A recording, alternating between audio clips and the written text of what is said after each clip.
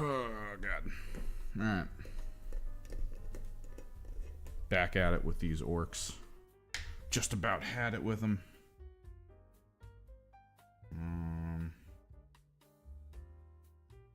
Okay. Here we go. Welcome in, welcome in. Someone's messaging me on the Discordio.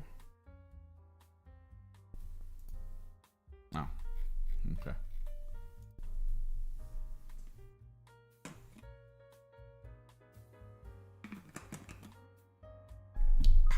About the Wrath and Glory starter set, which is the pen and paper RPG for 40K. It's pretty pog. I'm a little disappointed. I was kind of hoping it would go the route of, hey, make your classes and do stuff. But I guess in the terms of tabletop, for like pen and paper RPG, you don't really want to give people too much freedom, maybe. Like giving someone too much freedom in tabletop pen and paper is a great way to basically get nothing done, really. All right, so I want to try to autofocus, but I honestly do think I'm gonna need to focus it and then cut the autofocus.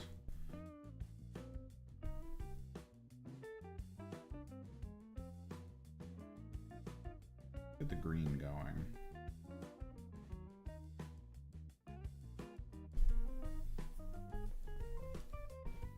We're getting really close, man.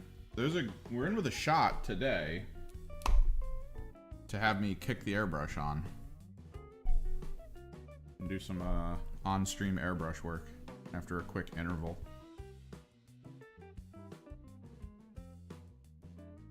Get these guys finished up.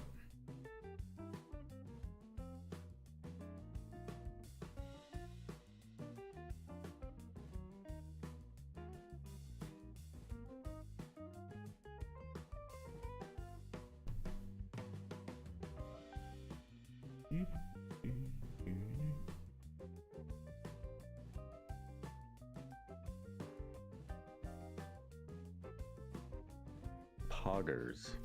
Poggers.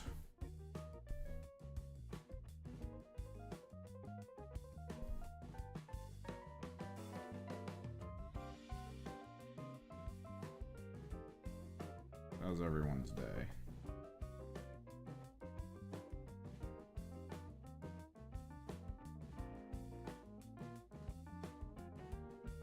No, the internet was ablaze with the whole the Orc and Custodes leaks. I could hear the cry of 1,000 Custodes screaming in pain all at once and then being silenced, or whatever the Star Wars quote is.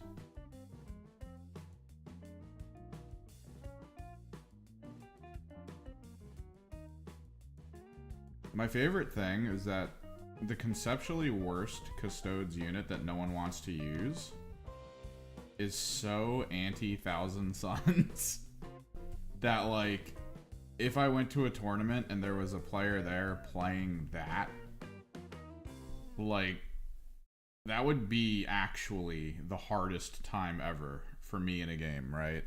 Like, that's kind of a funny concept. That to a lot of people who play the game, they're just like, oh, dude, I don't even really have to like try all that much. It's not that big of a deal. Oh, that Thousand Suns, they hurt so much. They do so much damage. Everything's crazy about them. How do I beat that? Well, the question isn't about how you beat Thousand Suns. It's about how you beat them and then beat other stuff at the same time. That's the trick. Because you could definitely build yourself to exclusively fight Thousand Suns. And it will hurt. There's not much I can do in that situation.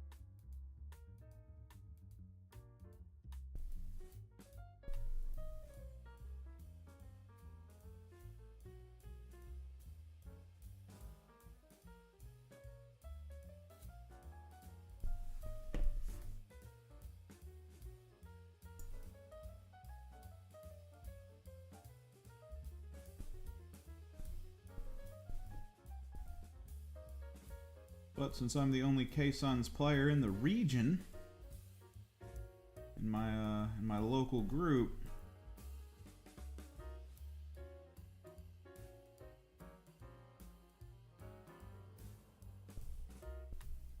you are looking at a man who is free from the fear that the people in the area will build exclusively to battle mine at peak performance levels.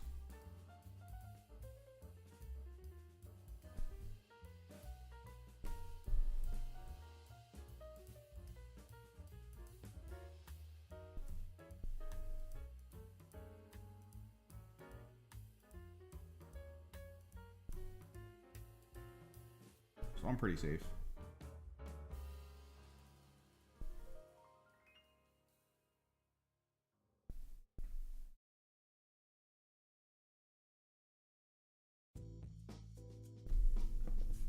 At least I feel pretty safe.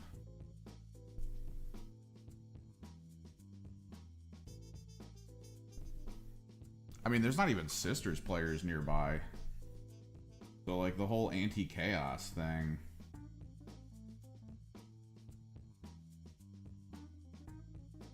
I don't even have to really worry about that.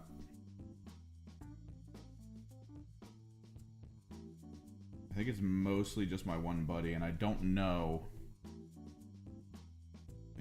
if he has the anti-chaos stuff on his sister's team. I'm not sure.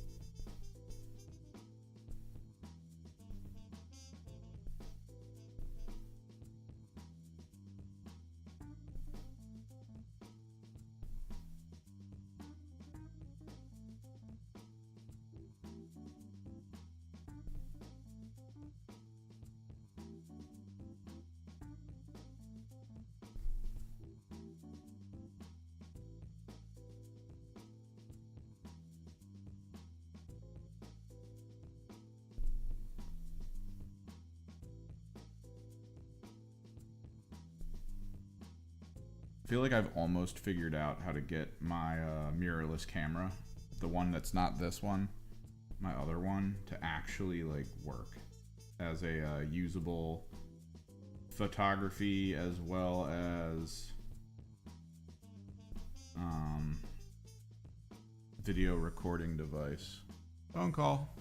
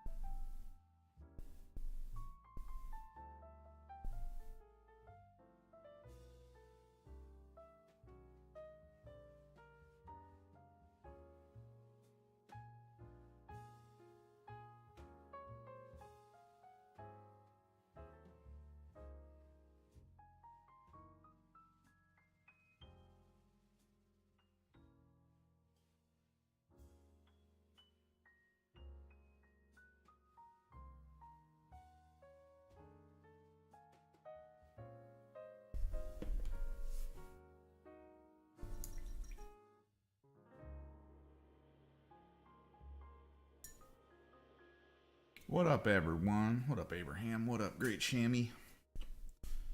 No, yeah, they look fun. There was a rumor floating around that I think a lot of us have basically leaned into the idea that it's not true.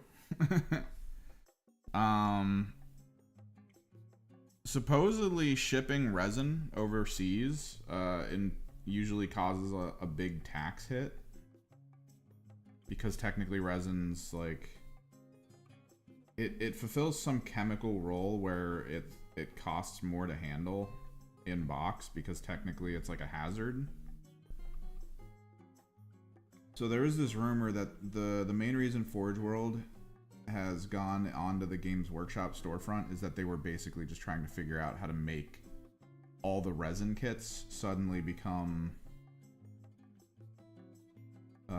not resin, therefore like Forge World would technically be going away, I guess.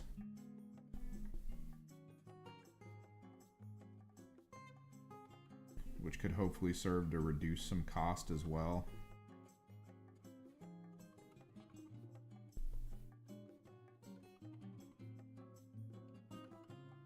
We're all pretty sure that's not true though.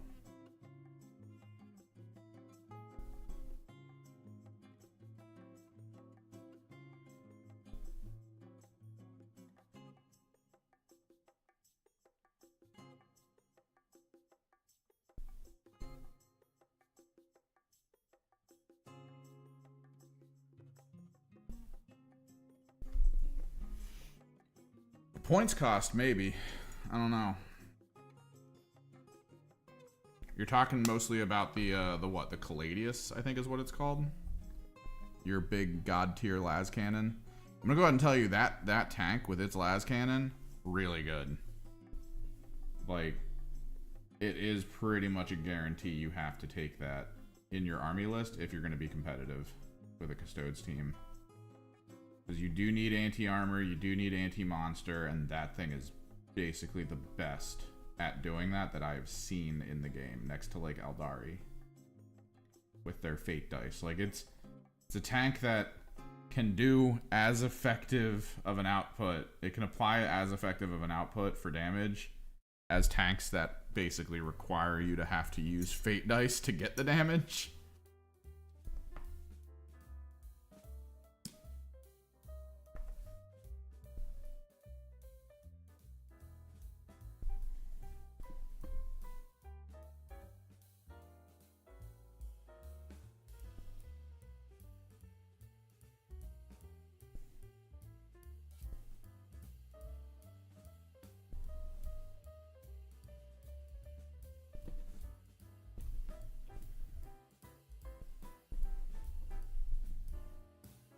My buddy bought the dreads as well. He also has the Stodes dreads. He had like no plans on using them, he just wanted one. Dreads are hard, man. I had someone at the store suggest with my Hellbrute that I send it in through reserve. I'm actually thinking of doing that. I think the +1 Cabal point I get from Ahriman, like basically Ahriman using the free next to the Hellbrute, not helpful. Like he gets the +1, but like I feel like in the turn that I did it, the math didn't work out to the point where I had 1 Cabal point left over at the end. And I was like, well, I didn't need it then. So someone suggested to put my Hellbrutes in reserve. I think I might do that. Because I feel like that's their best bet. They're a smaller unit than the Space Marine Dreadnoughts, so they can come in off table edges a little bit easier. And then you have to basically... you have to bring them in on Rapid Ingress. Like, that's their whole purpose. Rapid Ingress it in.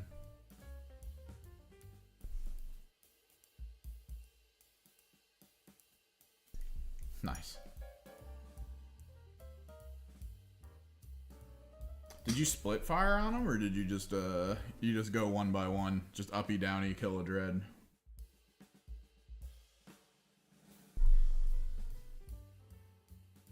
Cause dude, fate dice on frickin' Eldari is just so good, so stupidly good. The ability to just be like, you know what? I need this. I need this to work. I'm using my fate die. Like, any army that has predetermined dice is way too good, man.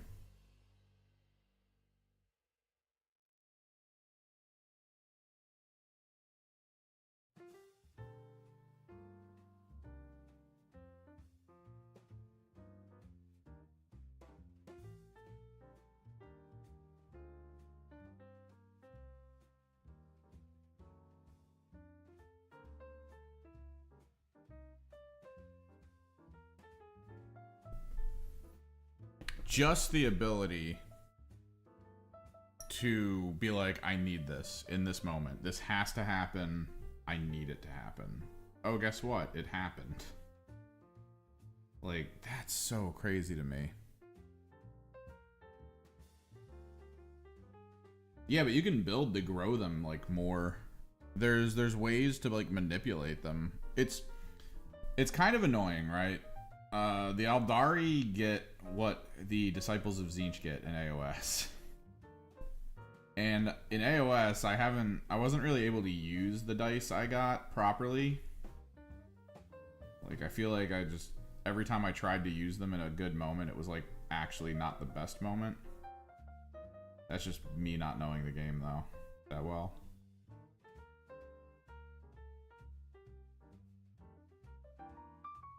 But, like, the Thousand Suns get it in AOS. They don't get it in 40k. Even though the whole thing is, you know, all as planned.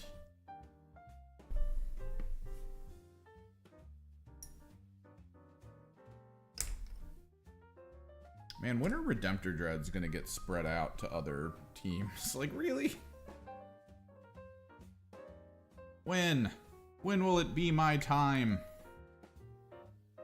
I just want a good Dread in frickin' Thousand Suns or Chaos. Like, give me the Osiren. Give me the Psychic Dreadnought. Let's go. Other armies have one. Why not the army that is actually supposed to be Psychic?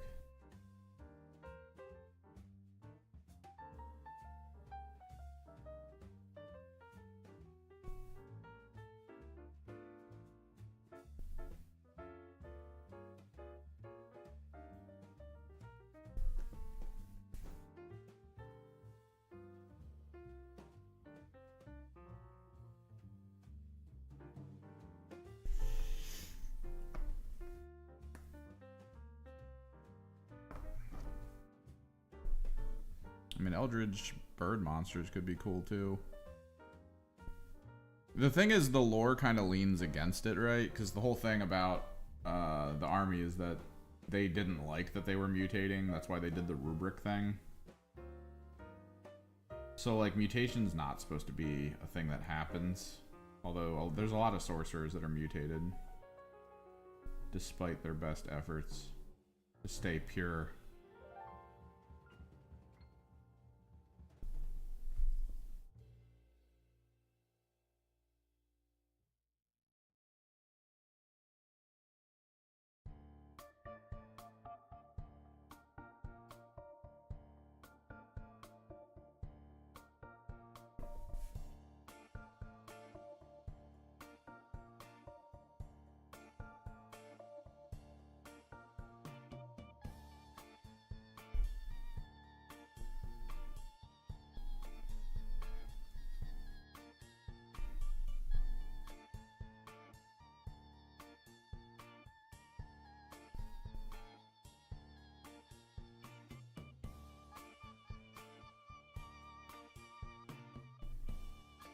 Checkerboards there.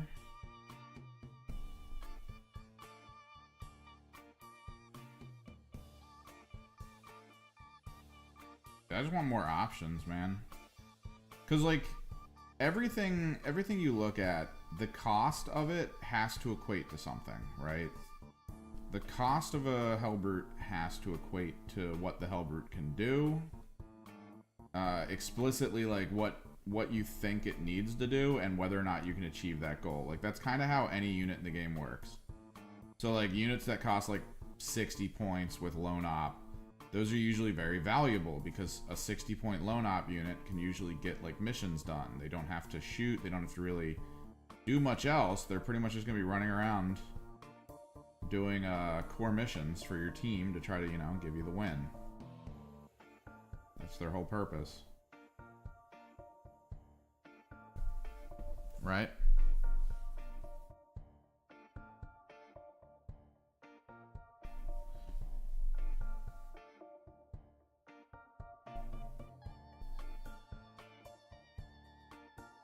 No, yeah, there's Egyptian theme, but the main theme is mostly golems and golem leaders, like golem commanders. So you can kind of lean into that route if you want, like golems that attack with magic, and like a sorcerer behind them that like controls them, manipulates them. That's their main theme. That's the main like collected theme for Thousand Suns, which that I like. I like that core theme. But like. The issue, like, God, Hellbrutes need like a 40 points drop. Like, that's what it is. It really is. Like, Hellbrutes, specifically the Thousand Suns Hellbrute. Other Hellbrutes are actually pretty good because of their benefits that they get, but the Hellbrute for Thousand Suns giving +1 Cabal point after a Cabal is used within 9 inches of it is just worthless. But you look at them, right? They're 145 points. They're not super durable. Their toughness is only 9, so they're not bracketed at the 10, which is usually the best way to go, because then that's a 6-up on a 5+ frickin' strength. So, like, you're wounding it on 5s with heavy bolters. I want you to be wounding on 6s with heavy bolters. I don't want you to be wounding on 5s. That's too easy. Their size is okay, because they're kind of small. But wounds 8, not that awesome. OC 3, you're not really capturing points with them by throwing them on the point. 2+ save, that's not bad to start with, but like you get saturated. I lost a Hellbrute to Gaunts, to be real. Like the melee Gaunts, they just ran in on it. A lot of lethal hits, a lot of good, I think 6s. Are melee Gaunts strength 5? I thought melee Gaunts were like ridiculous for something. I know he got a ton of lethal hits in, and it just outright annihilated. Which ones are the melee Gaunts? No, they're all strength 3. Yeah, he basically just put lethal hits in and saturated me with lethal hits. And I think they were all AP 1, so I had to roll 3s, and I didn't. I missed 9 out of the wounds, so he died.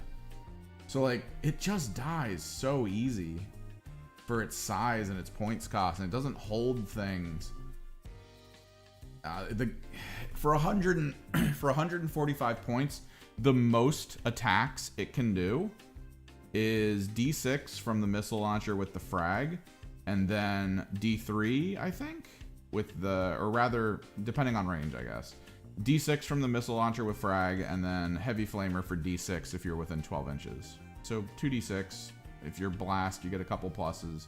That's the most shots you can put out for saturation, potentially, for 145 points. It's just not worth it for the damage output. So he doesn't fit as an on-point tank that's hard to move. He doesn't fit as a weapons platform.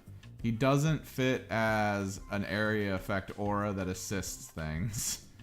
They just don't fit, like, at all. Even the biggest benefit the Thousand Suns Hellbrute has for its weapon, Twin Inferno Heavy Bolter, Strength 5, AP 2, Damage 2. It's good. It's only 3 shots. On a 3+ to hit, no less. I don't know. I have one in my list that I'm gonna use for the tournament next month, but I don't know what loadout I want to give them. I had someone suggest I do double fists and then use them in reserve. And I might just do that, honestly. Because, like, I don't know how else to deal with them. Because if I do double fists, double heavy flamers, and then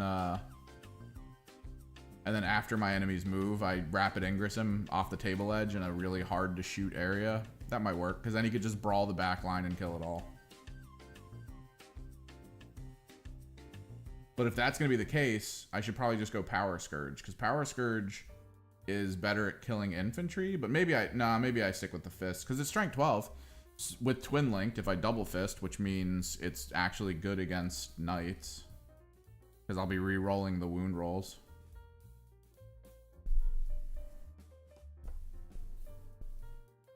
So yeah, maybe we do the brawler brute.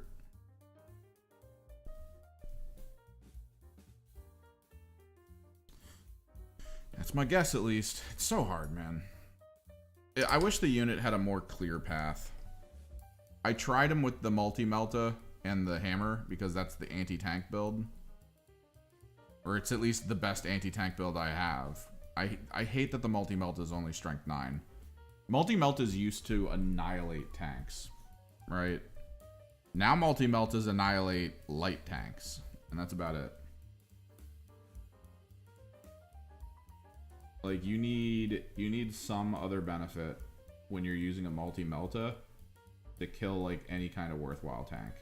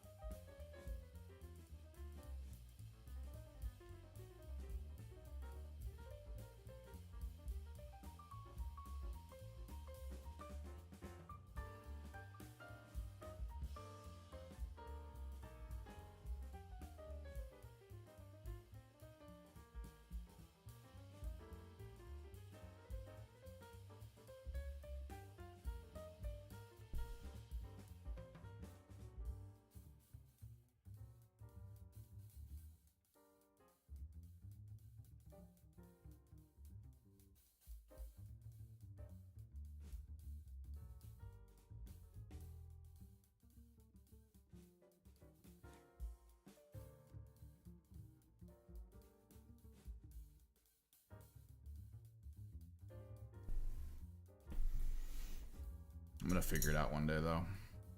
There's got to be a change, man. Like, the codex has to drop, and the Hellbrute is just gonna have to be like massively different, or there's gonna have to be like a couple different versions. There won't, though. I can feel it already. Feel it in my bones. Have to redo that bottom square.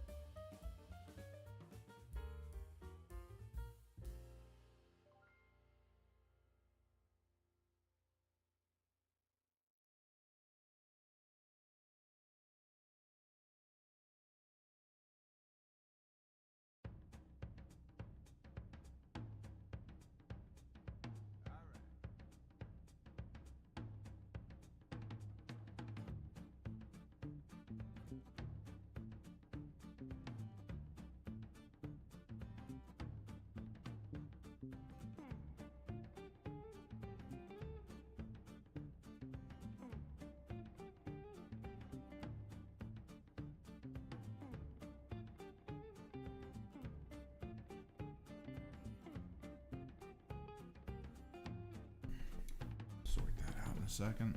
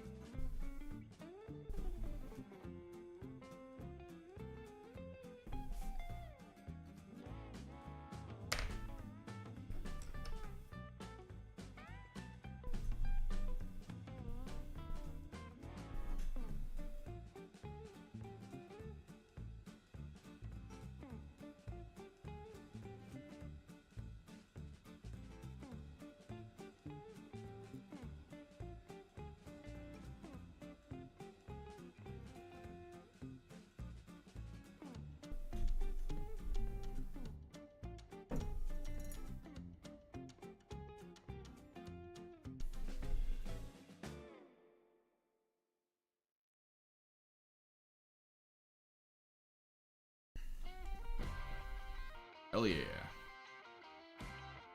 Oh, we're skipping this.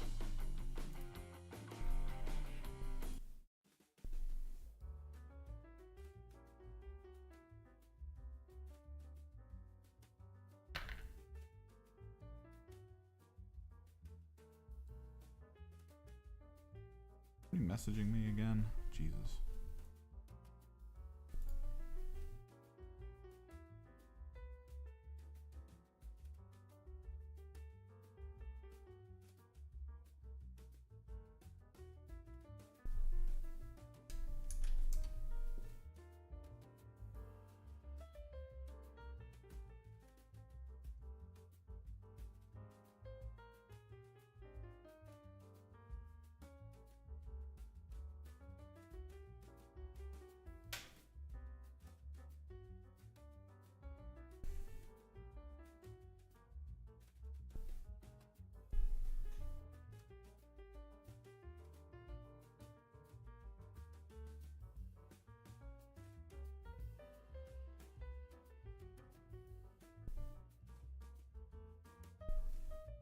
And there it is. That's why white ink is really good.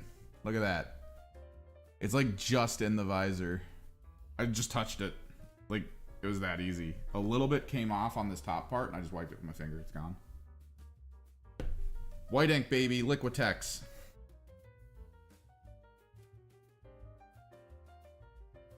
Let it dry, though, before I use the green on it.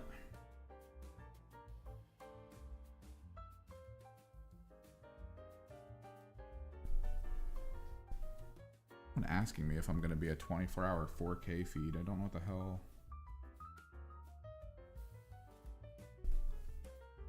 I have no idea what's going on.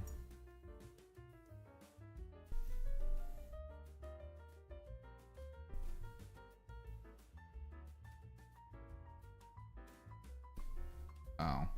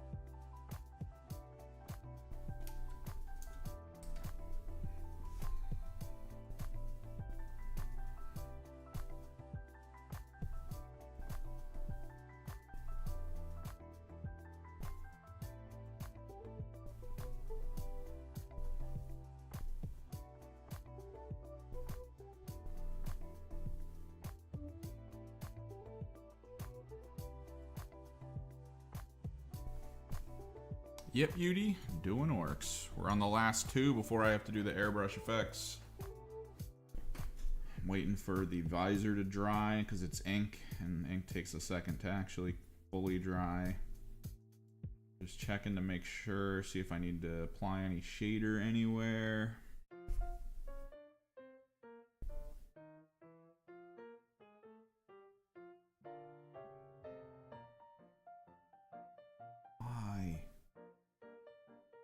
This is supposed to be jazz. Why does it go ragtime?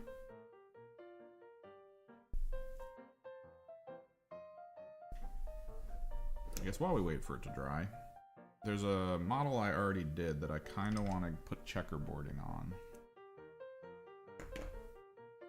Because he doesn't have any.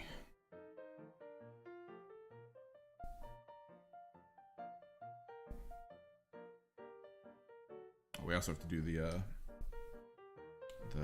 fingernails on this one.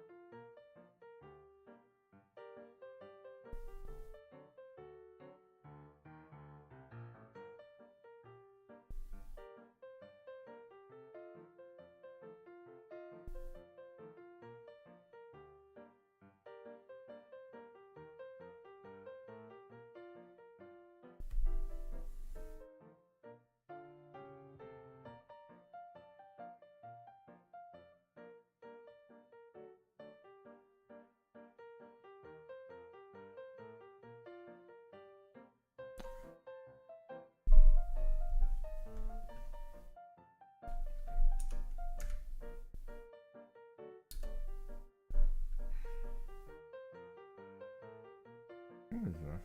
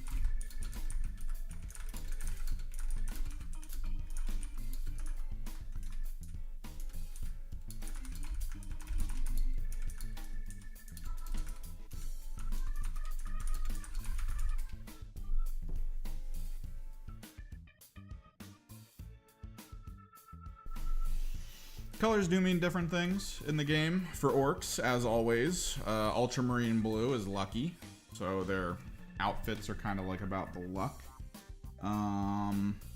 The purple skin, purple is sneaky, it is stealth. The concept is you've never seen a purple orc, and therefore purple is a stealthy color. Which is why every time I post images of these guys online, there's usually a laundry list of people who pop in and go, I don't see any orcs.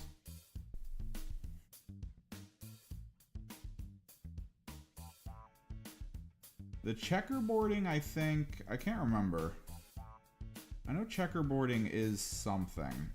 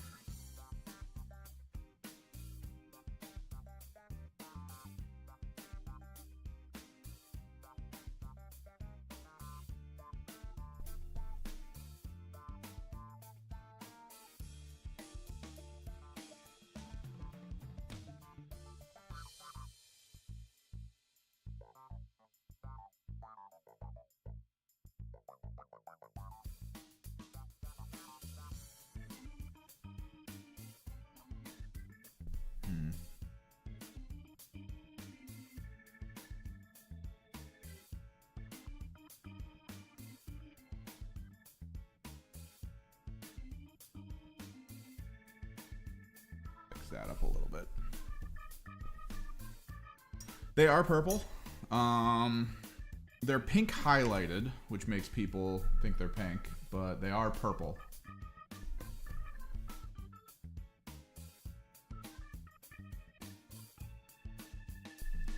Okay.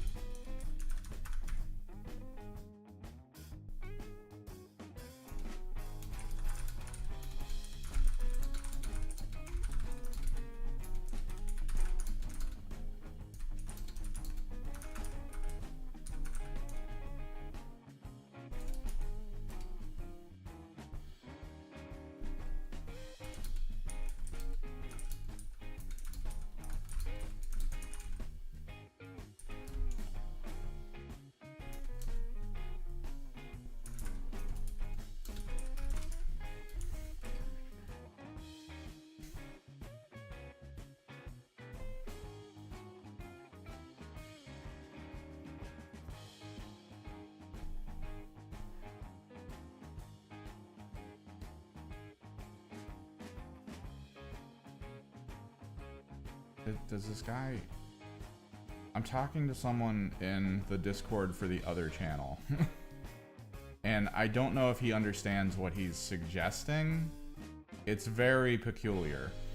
So, I do a podcast every Saturday, and this guy's like, hey, do you want to use my bandwidth to stream in 4K? And it's like, that's your bandwidth.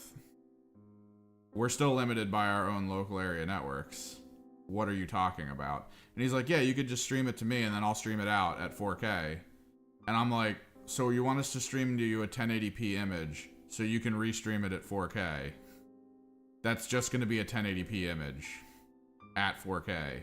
And he can't seem to understand this. Like, I'm very confused right now as to what's going on in this conversation. I'm like, huh.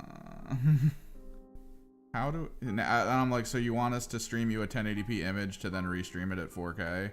And he's like, yeah, a lot of options can be done. Past IGN and GameSpot, so they're not providing any feed in 4K. Okay, but... So...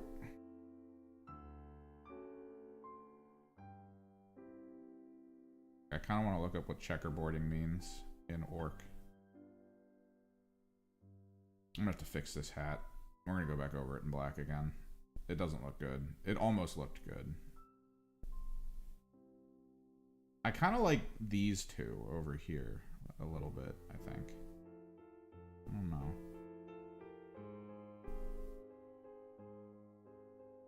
These two, though, weren't good. It's been going alright. Okay. So that just provides us a 4K sticker on a 1080p video. It doesn't really help. Thanks for the offer, but it doesn't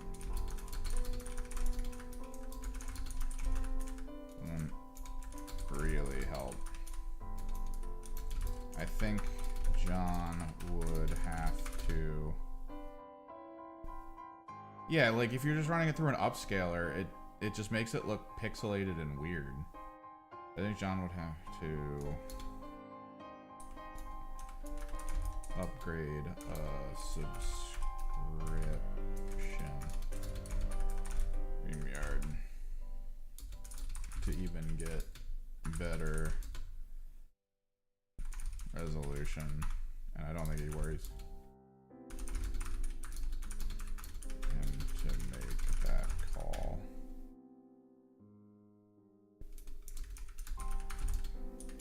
Point StreamYard would.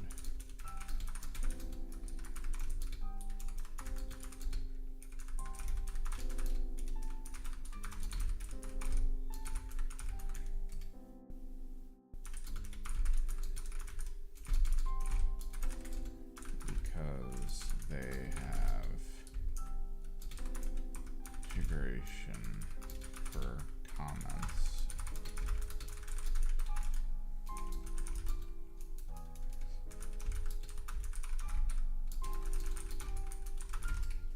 There we go. Yeah, that's what I figured. It was like, it had to be a religious thing. Insofar as orcs are religious.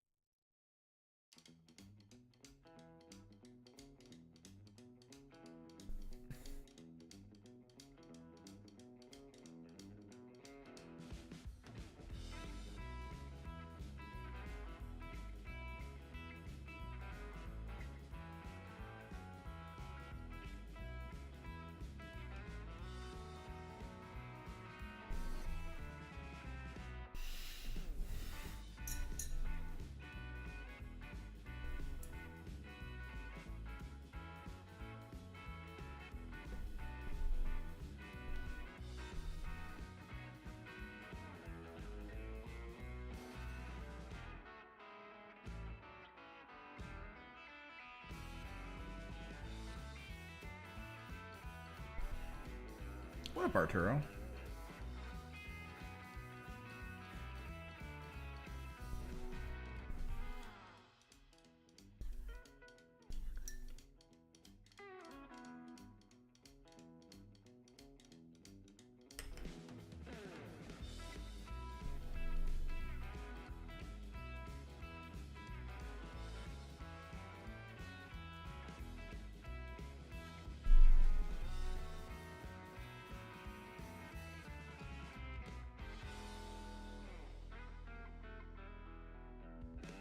He mostly wants us to do 4K streaming to make our stream look better than IGN and everyone else who only does 1080p. But like, that's just putting a 4K sticker on a 1080p stream. And it's not, I don't know. Like, it doesn't work. That's not how it works.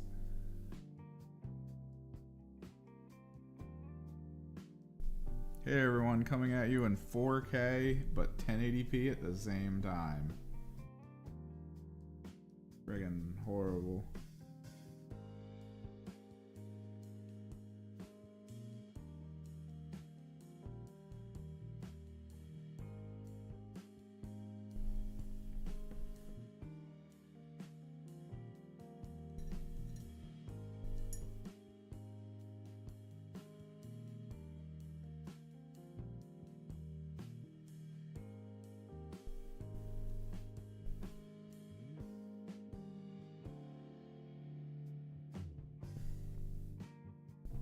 Yeah, checkerboard beanie. Oh yeah, it is. It's how do I put this? It's mostly for people who look at number goes up or number bigger than other number and assumes better, right? Like that's kind of mostly what it's for, is the people who will see that and be like, oh, this is 4K, whereas other things aren't 4K, therefore it is better. Nah, you're fine, Shammy. I can hold my own. Believe me, 9 times out of 10 when I converse with people on like some of the discords that I talk to people on, not ours though, ours is special. I like how ours is going.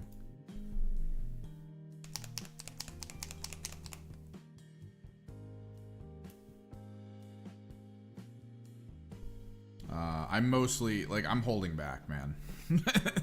Like, some of the things people tell me when I'm on, like, when I'm looking around on some of the Discords that I use for other things. Like, dude, my local Warhammer 40k group Discord, occasionally I'll ask a question, and rather than just answer it, someone will, like, treat me like an asshole for asking a question. And it's like, okay, dude. Like, I want to go ham. I want to freaking rip that person's life apart in front of them in text. But I don't.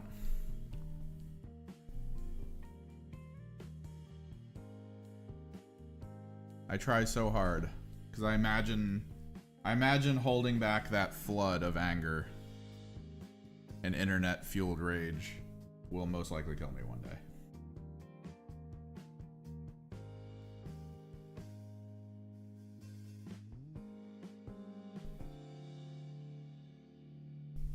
Boom. Dude, I love ink wash or white ink recessing. Look at that. Look at that visor. It's so perfect. It's so perfect. Takes like next to no work.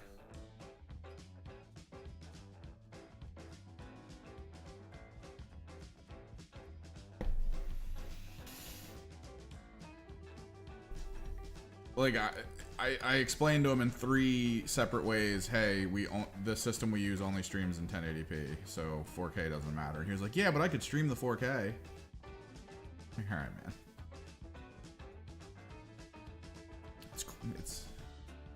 It's Greg. Greg's the man, though. He washes the windows on the ship. Don't you, Greg? Yes, you do. Yes, you do.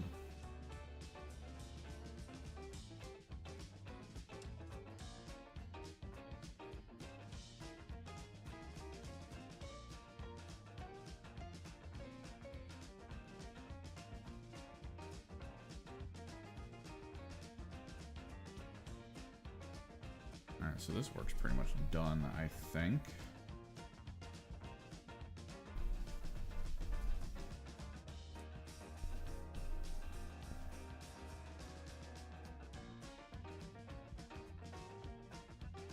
Unless I want to make the checkerboard on the grenade better. I think I do.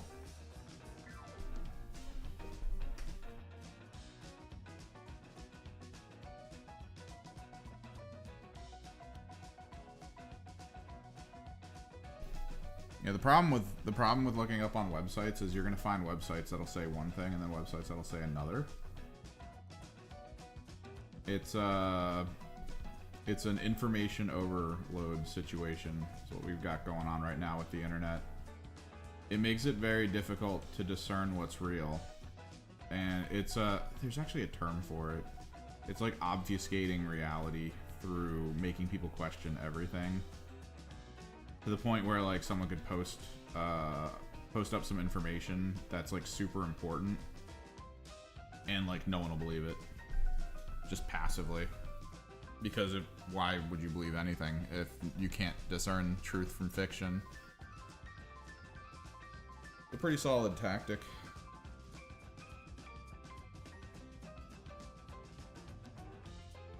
So why aren't you guys helping me with what Hellbrood I should make? I'm thinking double fist. I think we go double fist. That's the reality of it. Double fist, dual heavy flamers. That way he at least has a relatively decent defense against things coming at him. Because technically, right, if I bring him in from reserve against a squad that's not bad at melee, and the guy goes, all right, well, at least I'll charge you so I can get initiative, and I go, that's cool, and he does it, and then I overwatch him with 2 heavy flamers. Because the biggest issue with Hellbrutes, I don't know, do Redemptor Dreadnoughts have this issue? They might. Let me look. I need to look some stats up. It's like, my favorite Dreadnought for anything was the 5th edition Dreadnought.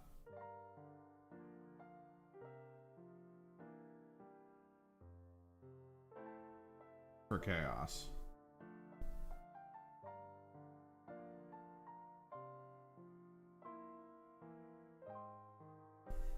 honestly, if 5th edition Dreadnought was still around today,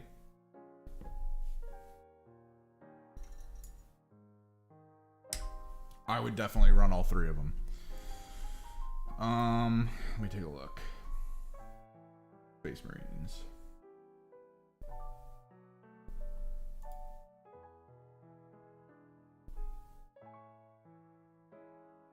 Redemptor Dreadnought.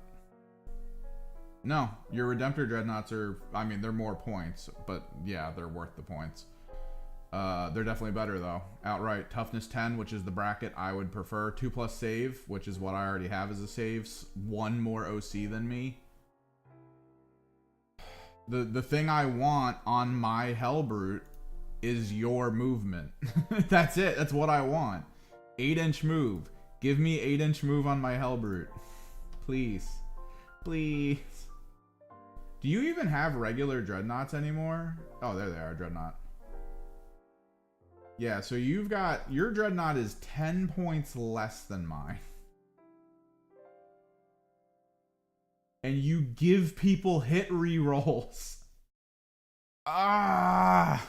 It's so much better.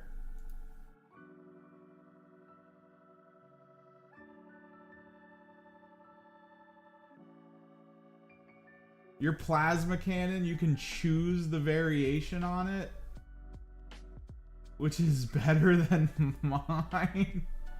Why?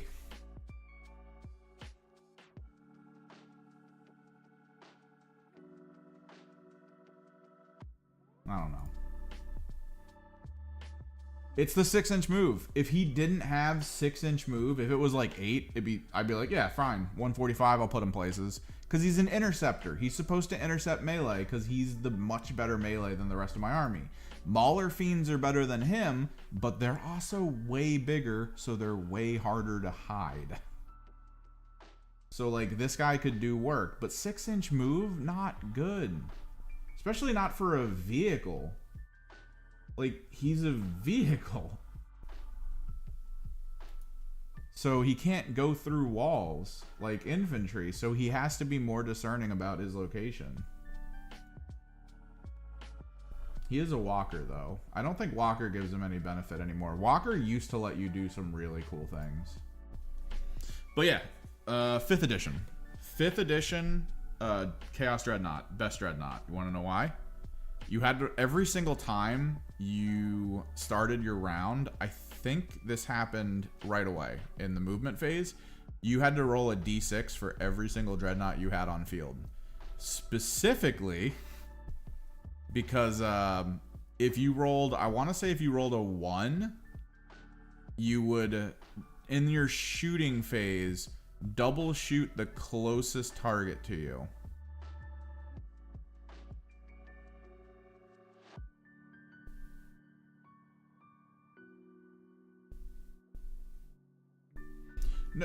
It's one of the worst units, but it's superior to the Thousand Sun Dreadnought in a lot of ways. The Thousand Sun Hellbrute. It doesn't have the invulnerable I have, but I'm going to tell you, 5+ invulnerable, not as amazing as you think it is. It's not great. It's playing chicken against like strength 10 or 20 shots that are going to one-tap it. You're just playing chicken. Because they roll easy to get to you, and then you're like, I have to roll a 5, and if I don't roll a 5, I'm dead. Like, that's all it is. 8 wounds, you're not living.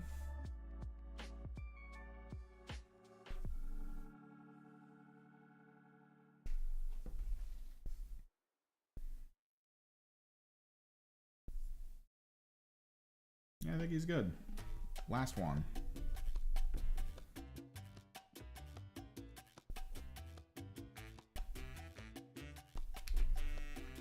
This guy. And I don't really know how this guy is supposed to look.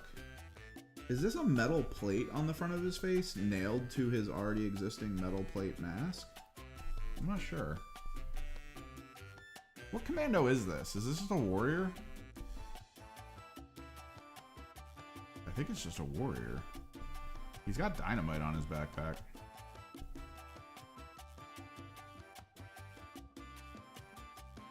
I'm confused. Hang on. I need to see this mask. Orc Commandos. What is this music? Why? Let's go Busy City.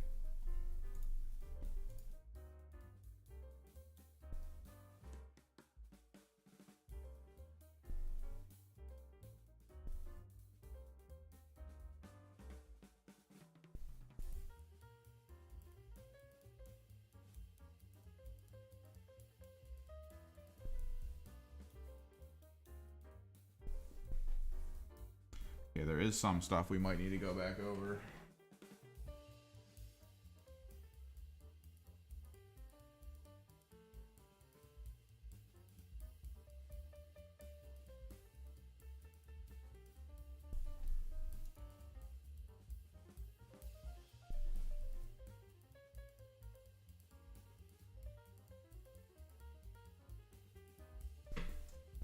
You look at some of these heads.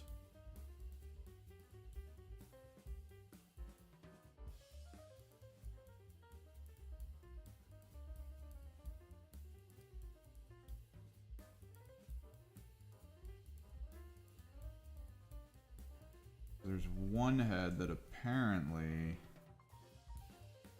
different than I thought it was.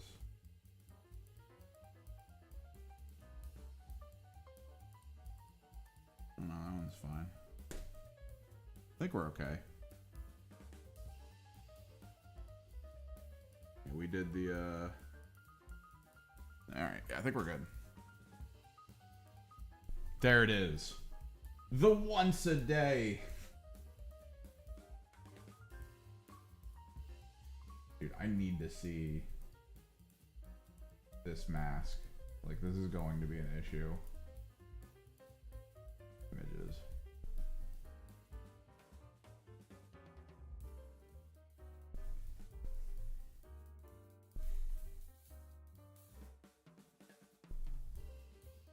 Oh, there's so many cooler masks my buddy could have used.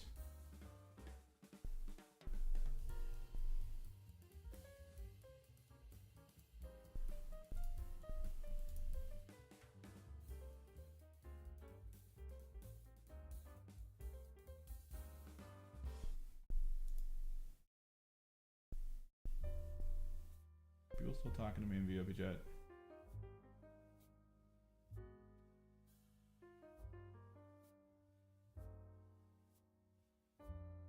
What 4K recordings?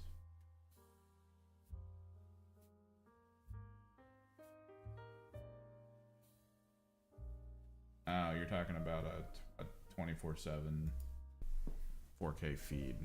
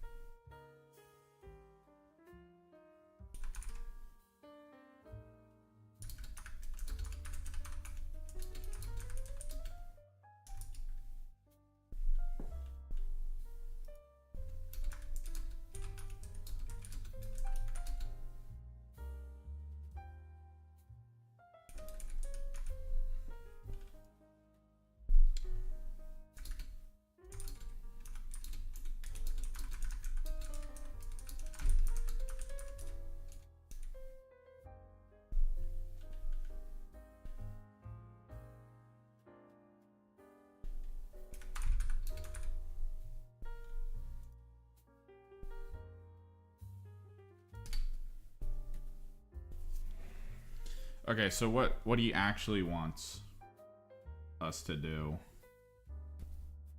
is to use him as a service where we send him all of our videos to then put in a playlist so that he could run it from his computer as a feed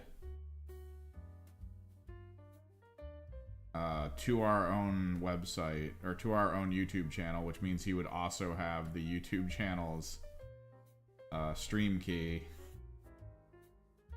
so that he can stream 4K video to our channel at all times, so that people can just like pop in and watch the stream, which is just going to be videos on a playlist, as opposed to what they could just do right now, which is watch a playlist.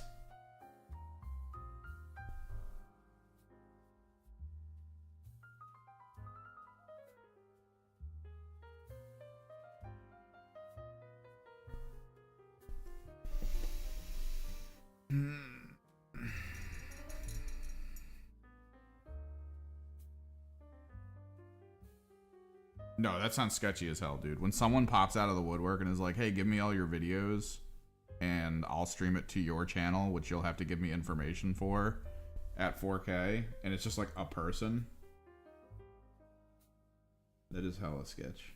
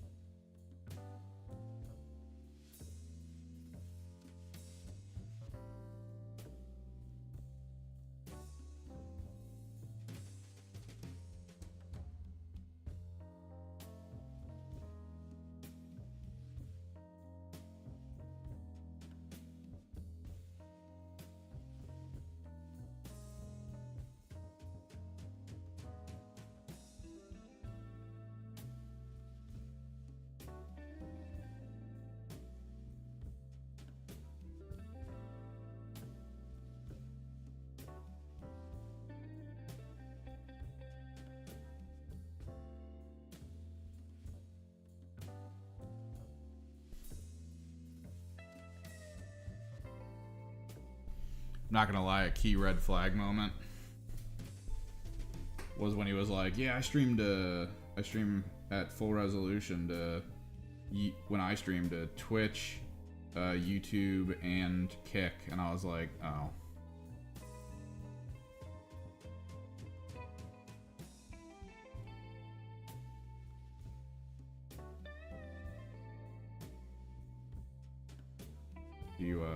You're one of those people. Do you have a crypto I should be purchasing right now, or?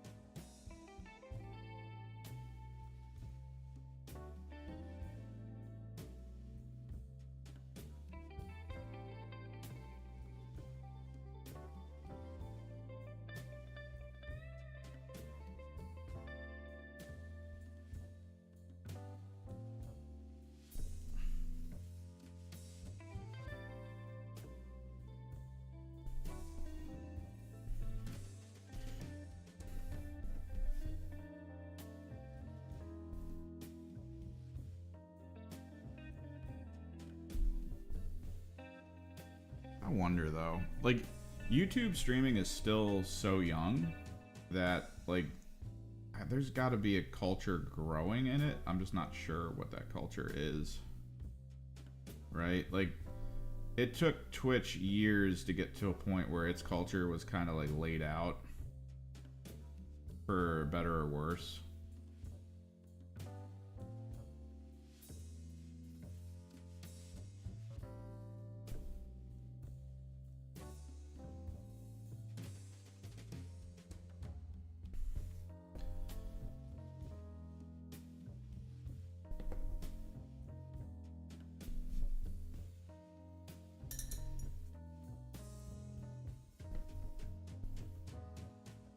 So, like, how long until YouTube gets its, like, full-blown community stuff together? To the point where, like, we kind of know the gist of it.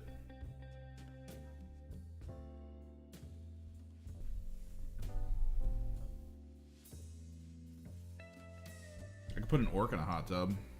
I could go buy, like, a mini hot tub. I could put, like, a little grot in it. Or something. And just put it on cam for you guys in the corner.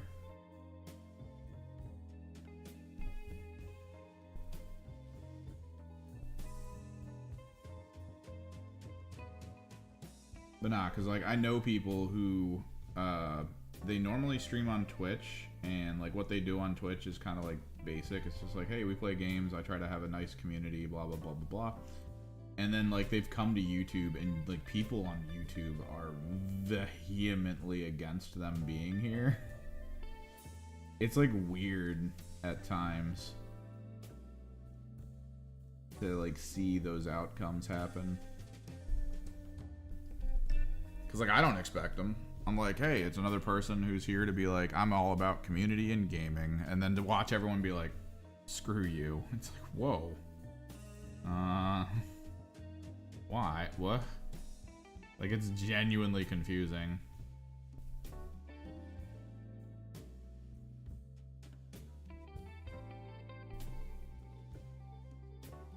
Such anger, such ferocity. But, I mean, streaming's that weird beast anyway. I know people who stream on Twitch who are genuinely entertaining people, who have been streaming for years and don't get more views than like 3 or 4 at a time. Like, genuinely entertaining people. Who, a lot of them play like recent games and stuff. Like, they play trending games occasionally, or they'll play like games they love. And it's just a hilarious time to be in those streams. Like, they're actually charismatic and just funny. No one watches them, and that's not an uncommon thing to say. And it's the same thing with YouTube too. There's so many channels out there. There was this channel for a podcast for gaming that I found that was really good. It was this one-off podcast a guy tried to make work that had animated. It was like animated video, right? And they would roll a D20 to determine what the talking topic of the day was, and then they would talk about it while it was being like almost, I guess, South Park style animated in the background. It was amazing. It was so cool to watch. And I think my channel gets more views than theirs. And their channel was around for like a couple years, and it just, they let it sit for a while to see if it would catch on, and like no one watched it. I even forgot what it was called. It's been that long. I don't remember the name of it. But it had some really cool personalities on it. It had like great moments in conversation. Because they would ask things like, what was your favorite game on like this old system? And people would come forward with like games no one knew about. Or like really offbeat oddball games. Like one of the people was like huge into one of the wrestling games that was on a retro system, because it was actually like a really good wrestling game, but like no one played it because it was also very rare. And he had it, and he like reminisced about it for like an hour, and they did like fun animations of his character like wrestling the other people at the table. while they were like going back and forth about it. It was great. It's such a great show. So well put together. Just no one watched it.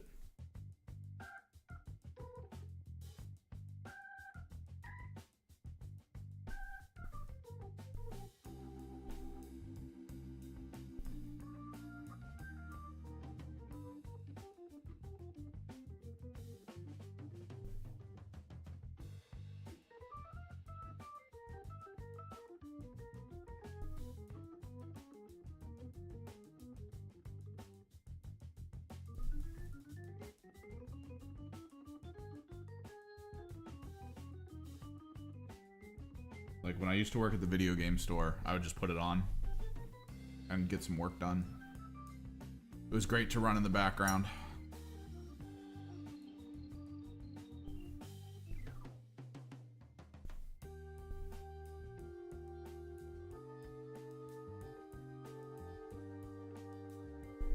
It's so weird to think that there's just this massive cross-section of people and channels that actually put like a ton of effort in and try, and they just never get noticed. And when you ask people, like when you look into like the people who are making it on YouTube and you're like, how did you do it? They'll give you the same like generic response of like, you know, just put the effort in.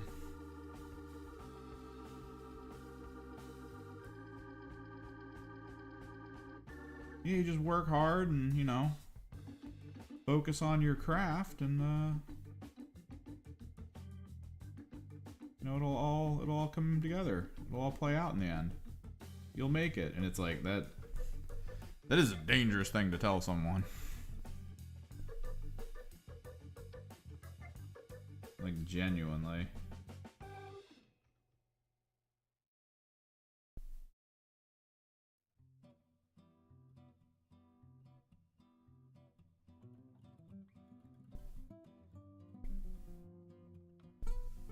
Because this ish is way more random than I think a lot of people think it is. It is so random to achieve any kind of interest or success on YouTube. Like, I'm surprised my channel did well. I was actually... I mean, I'm not putting out enough videos for it to actually do really well, and I'm trying to fix that. I gotta voice something over. I got all the B recording done for it. I wish I could do more for you guys. It's just timing isn't good right now.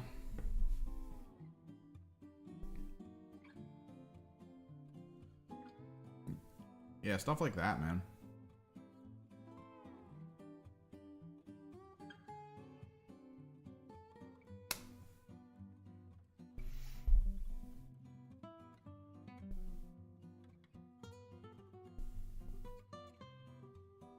Like, I recognize that what's going on with this channel is random as hell.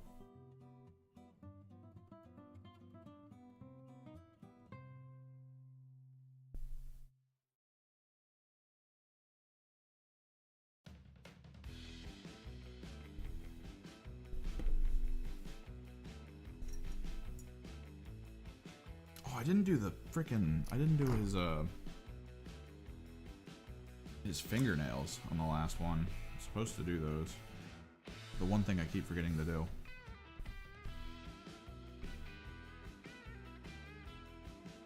It's kind of cool though. Like, there's some things, like, I guess it's oiler culture or whatever it's usually called in YouTube or streaming culture. It's the people who get fans of their of what they do, and those fans are like, yo, I've got crazy amounts of money and nothing to spend it on, so I'm just gonna spend it on you guys. And like, there's a show that I watch occasionally, which I gotta get back into. I think I talked about this already, called Legends of Avernus, and the viewership they get's alright. It's pretty good. And I was like, it's probably a pretty fun, like, mid-tier show. Like, they probably make an okay amount of money, and, you know, then they go to their day jobs, and it's like, alright, extra cash, it's great. And then they did a Kickstarter for a D&D module that you could, you know, like, apply to your D&D game. Like, it's a completely insular like world that they kind of built within the D&D space, and their Kickstarter got like $1 million or something out of nowhere. I was like, whoa. And even they sounded like they were heavily surprised at the amount of money they were getting for the Kickstarter. I was like, wow, that's freaking nuts. Straight oiler.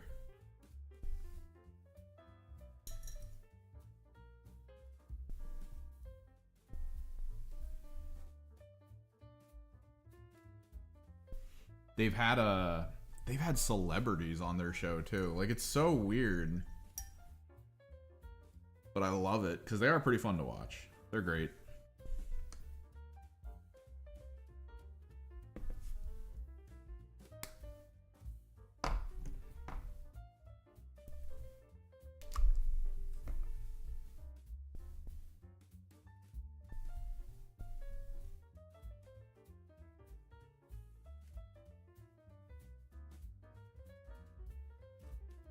So I guess follow up for yesterday. Any of you guys actually take me up on my suggestion and pick up Song of Horror? Try it out. Try it. Just try it out.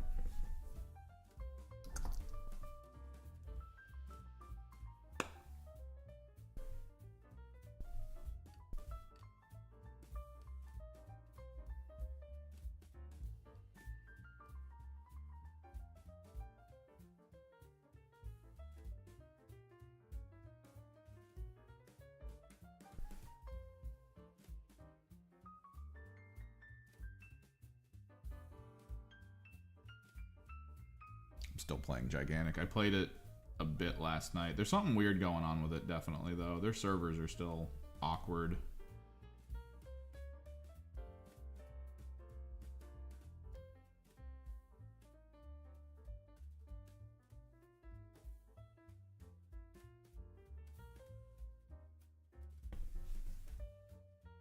Nice.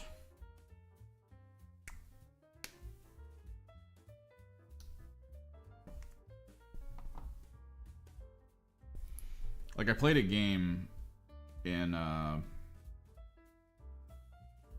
Gigantic yesterday where it felt like I play Voden a lot. I know I'm good at hitting things with his arrows. Like, I've done some incredible things with Voden's bow and arrow, like hitting people across the map for like full damage, that kind of stuff. Like, it's the stuff that I've done with him is just way too cool.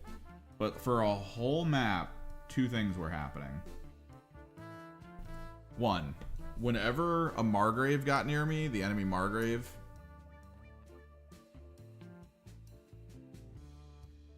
so that's the thing, you can just play her. She's a good character. You might find someone else you like. Have you tried them all? But yeah, Ashland's really good. I like Ashland. She's a good character. I mostly play Voden. There's a lot of characters I like, but I mostly play Voden.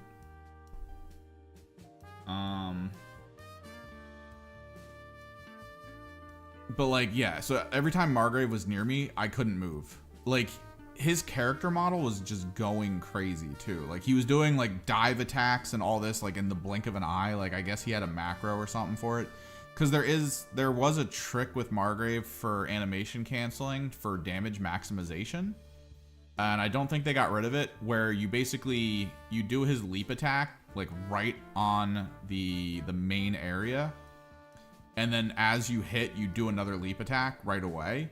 So it's just, you're swinging way faster than you would normally with leap attacks. But like, you should be able to dodge cancel his stun. He has like a slam stun that he does. And I'm pretty sure you can dodge cancel it. And I was unable to dodge cancel it ever. I would see it coming and I'd go, all right, let me just dodge cancel this. And I'd dodge and it would hit me anyway. And then I would be stuck. Like, I wouldn't have the you're slowed animation on me at all, because I think the slowing occurs if you turn your back to the target and then they attack you from above. So I usually like try to dodge backwards.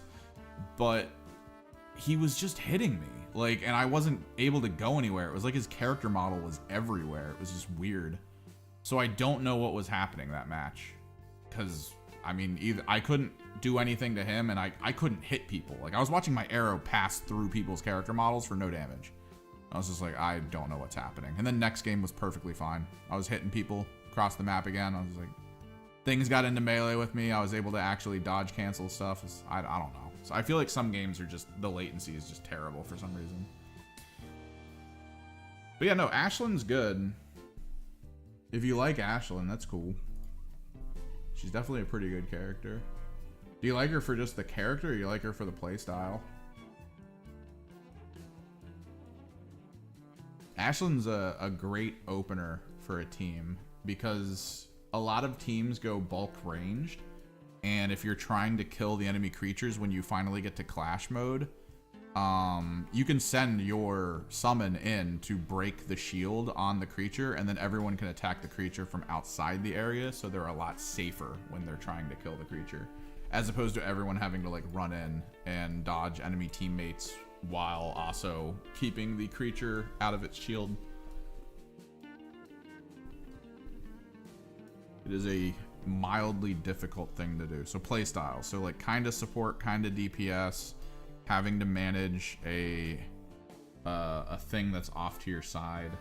Because Roland has the summonable robot, but I mean that's probably not as interesting as Ashlyn's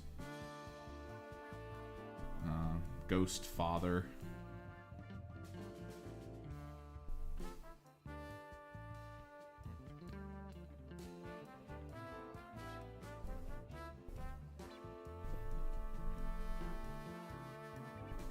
Ashlyn's Ghost Father is pretty pog.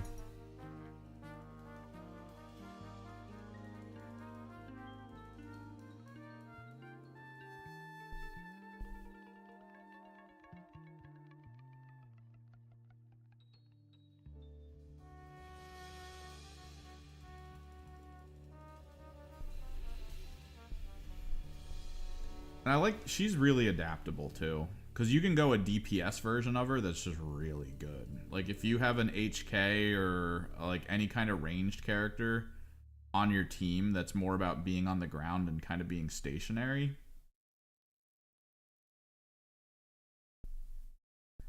Ashlyn's an amazing support for that. She gets that shield that, there's a lot of self-sufficient characters in the game, though.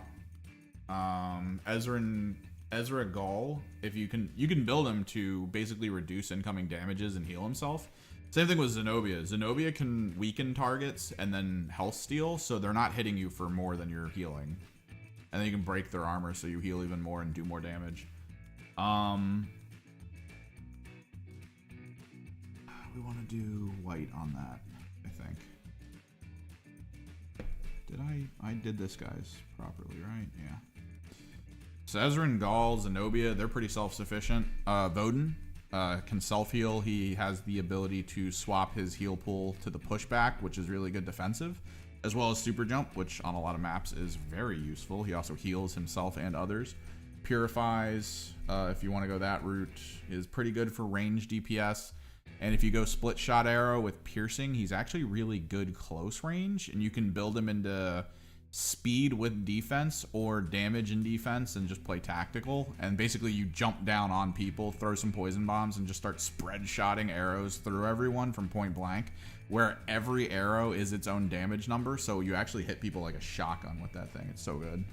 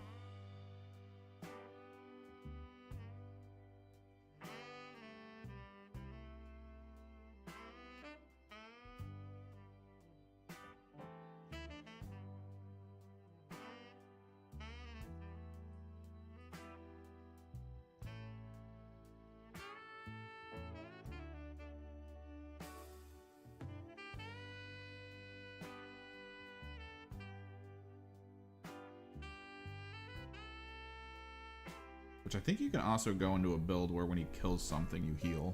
Or gets an assist, you heal, which is really good if you think about it. Because if you're winning a fight and you're doing some good dodging and you start taking some damage and then people start dying, you just get like full healed. Ruin people's days.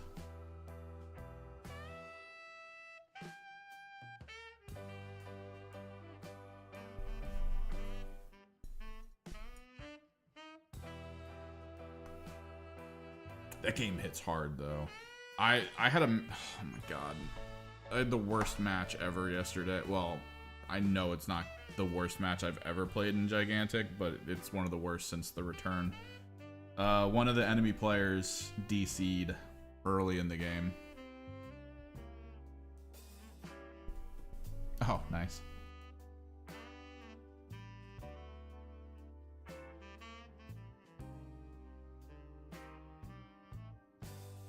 But yeah, like one of the enemy players DC'd early because we were stomping her. Like, I guess she just quit. And then the opponents, like, my team couldn't handle them. They would just go back and forth on the map, kill our creatures before we could respond. And, like, we couldn't stop it. Like, they kept getting more energy than us because we couldn't outmaneuver them and stop them from killing our creatures. It was so stupid. Like, I hated my team so much by the end of it because they would always be in the worst possible places, which meant that they weren't helping. And then our assassin character was just diving them. Like, he would just run into their base area and try to kill them and then immediately die, like every single time. It was so miserable. Like, I lost 5v4. I lost. That's not what's supposed to happen, man. You don't lose 5v4. You win. 5v4 is easy.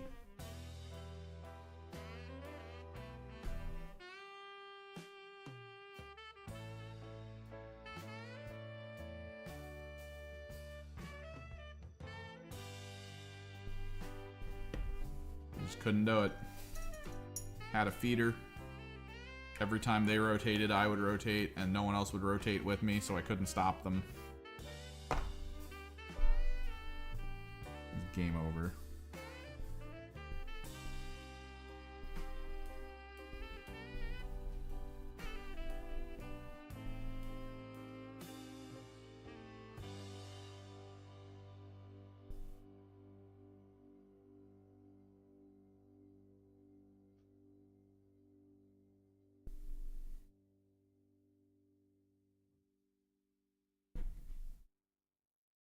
Played out of my mind. I had like 75k damage. I had 4k healing. My kills to death to assists were like huge. The KDA ratio was nuts. Like, everything about my character was like through the roof. We just lost because all my other teammates were just hard garbage at the game. Feels so bad, man.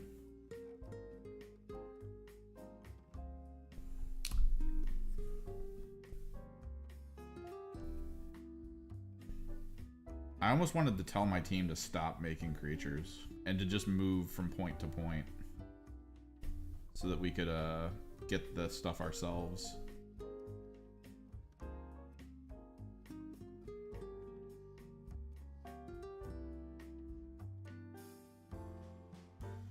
And spend time trying to kill their creatures.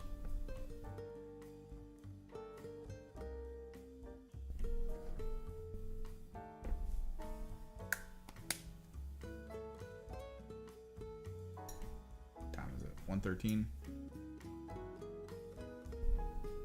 We do the Agrax. We put the bone tone down, and we're probably going to BRB mode, which means I imagine most of you are going to get bored and leave.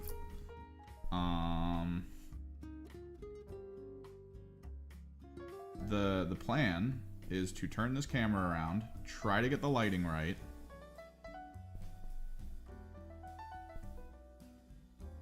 and we're gonna try to airbrush on stream using the new camera, so maybe you guys will actually be able to see the stuff that I'm doing with the airbrush, as opposed to what was happening before when I was trying this, and it was horrible because the camera was like a million miles away. You guys couldn't see anything. Like, it was just not a good time. Not a good time at all.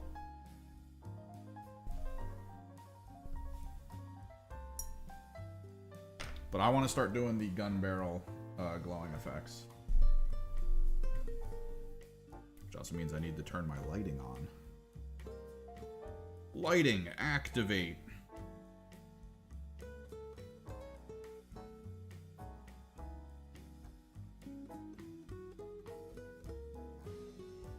Word.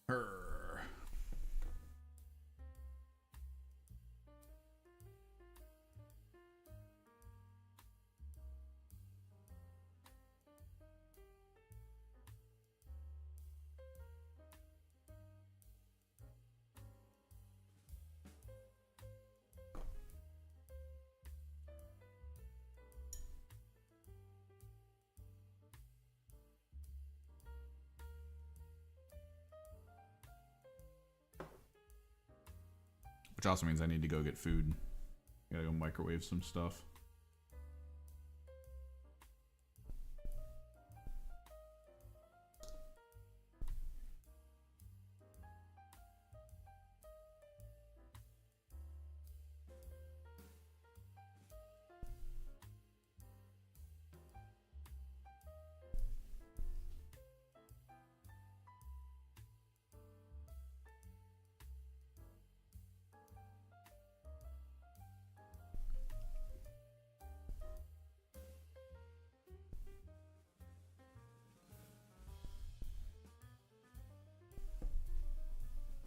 I still want to play the hell out of that game, though, and it's a problem. I want to get home, I want to voice some stuff over, and I want to start editing. Today's Friday, so it's my night off, so I could, you know, try to focus on editing for a bit, and then play later, but I need to stop going to bed at 3 a.m. That's destroying me right now. I feel terrible. I feel so bad. Alright, so, couple things. I gotta swap the camera over. I gotta get the airbrush together, turn it all on. I gotta get all that stuff going so that I can start working on the airbrush for these guys. It is 1:18, which means we'll have 2 hours to do it, which might actually be enough time. I do need to microwave some food though so I can eat lunch. So I'm gonna switch to a scene we have here called AFK, maybe? Yeah. Yeah. Studio mode, basic full. Okay. I need to swap this camera up and over. Oh no. We've run into the first issue.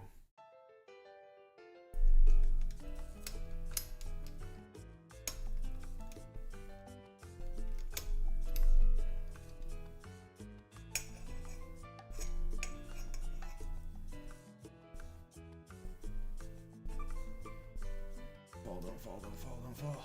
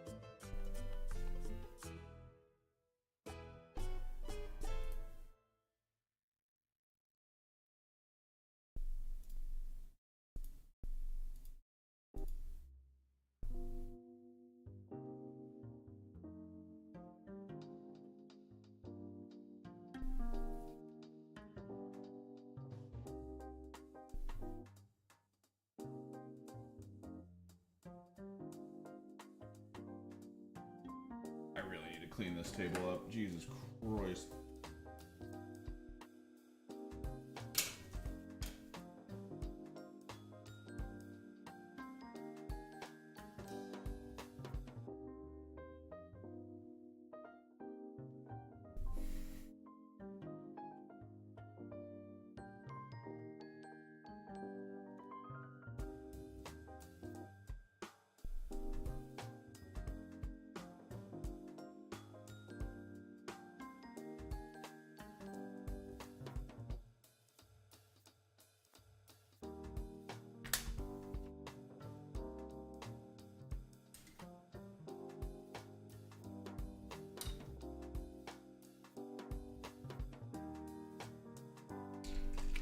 That's the rumor, right? The rumor is there's definitely going to be a Kill Team 3rd edition. They're going to redo the compendium. The hope is that they kind of like compendium all the bespoke teams, I guess. Like all the bespoke teams just become the regular compendium. It feels like they're going to try to adjust the system of Kill Team to basically they're trying to reduce the amount of different boxes you buy at a store, which I fully understand. They're trying to help kind of the storefronts, as well as they're trying to limit what they have to ship to people, because it makes it less of an issue to sell things to people if there's not as many options, I guess is the best way to put it. What's this? Why is... Oh, there's servo.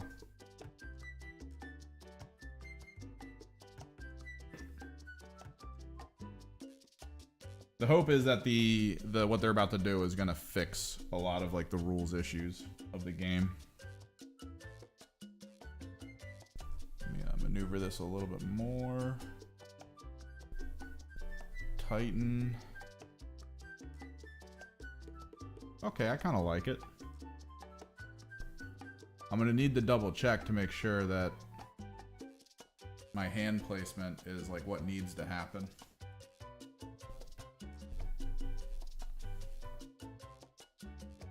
It's still kind of far away, but it's okay.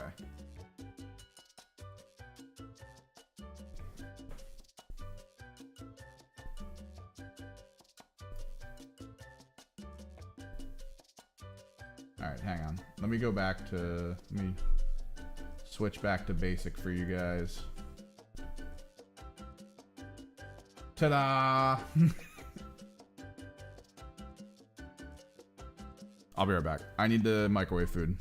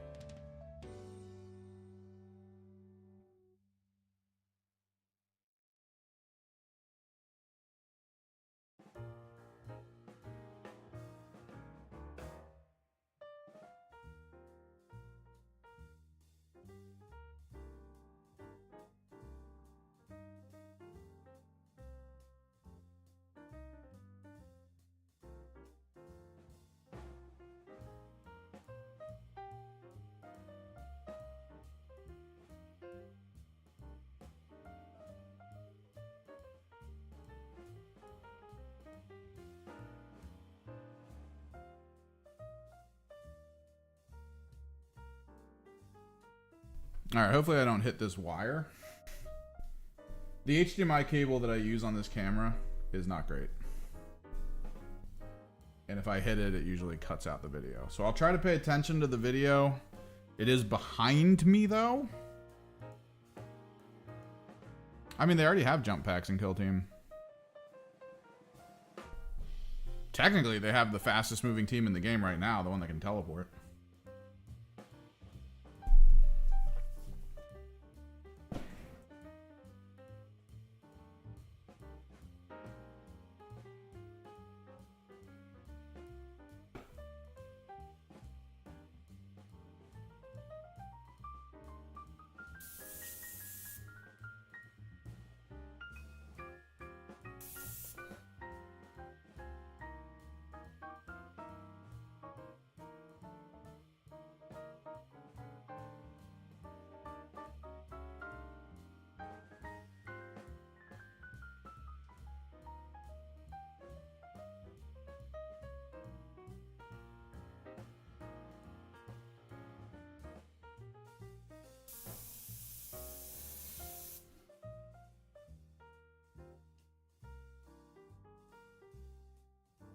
Yeah, the Votan have a jump pack trooper.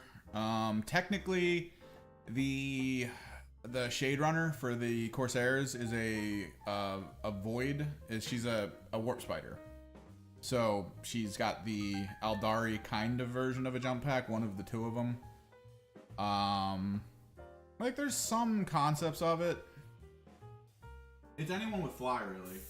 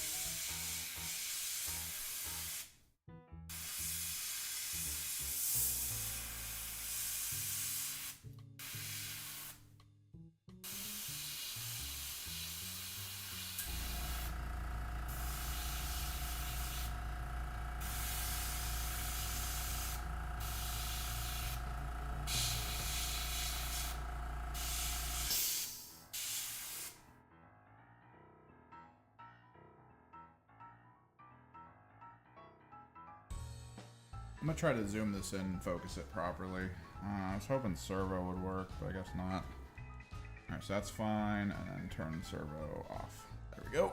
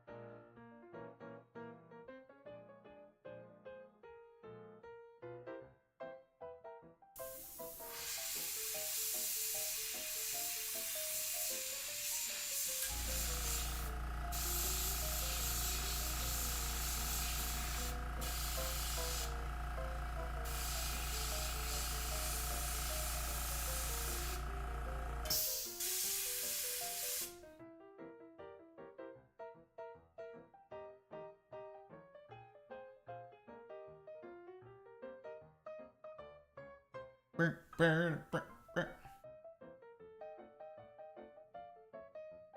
love this wig. Not gonna lie, this guy's awesome.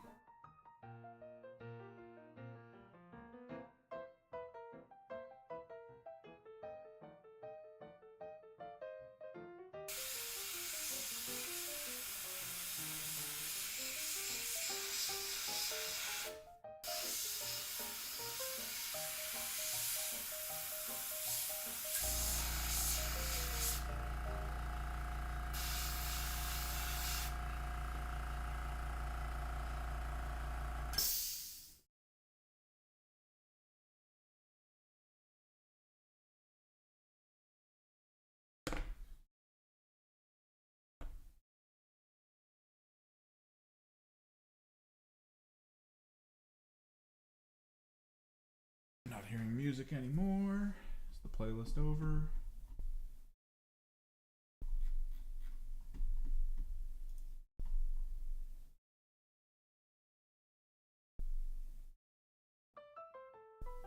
No.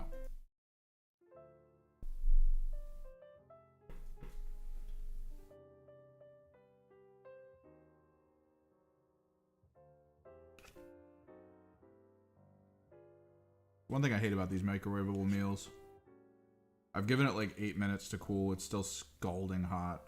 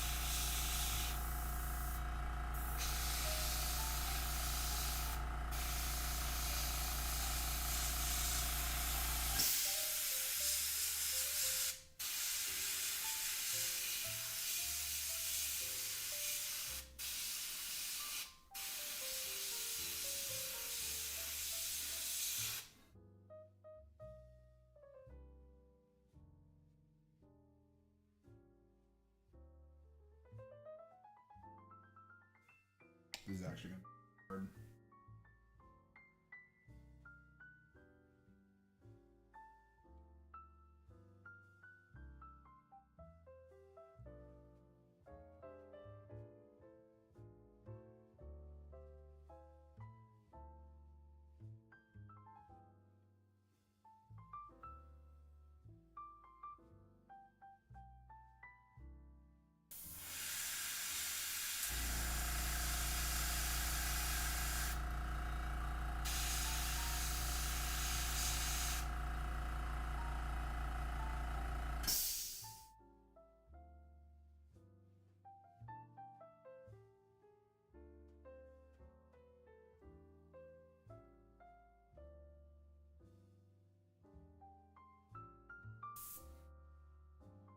Need a piece of paper.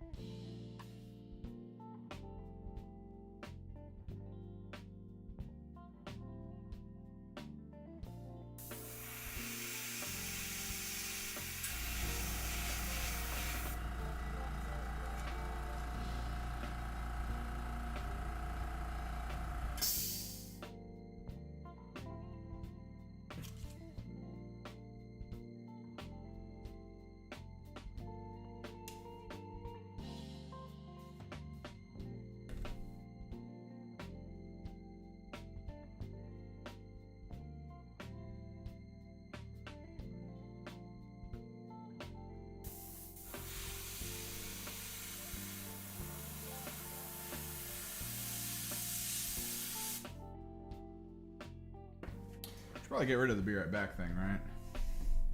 That'd be good.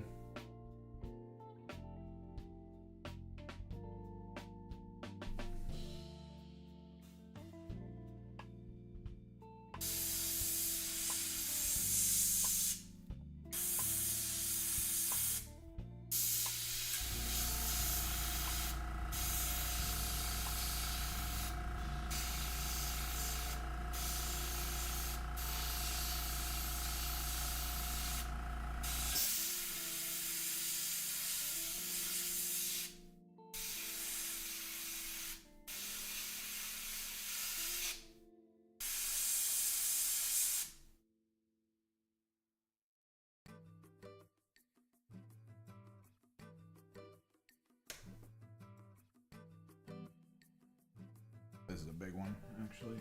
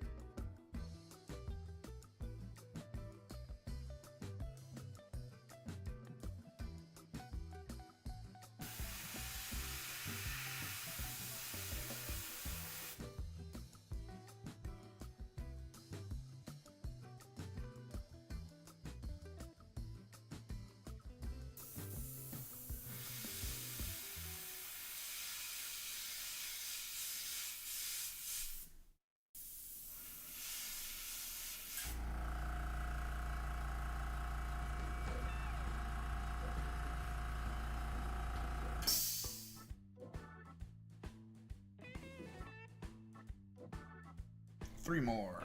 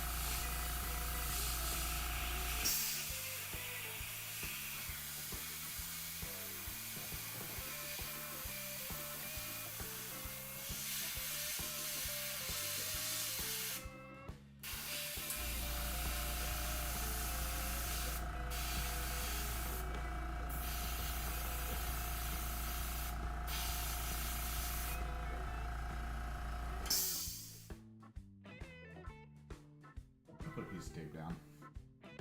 I feel like I keep pulling him too far out of camera. All right there. Yeah. All right there is good.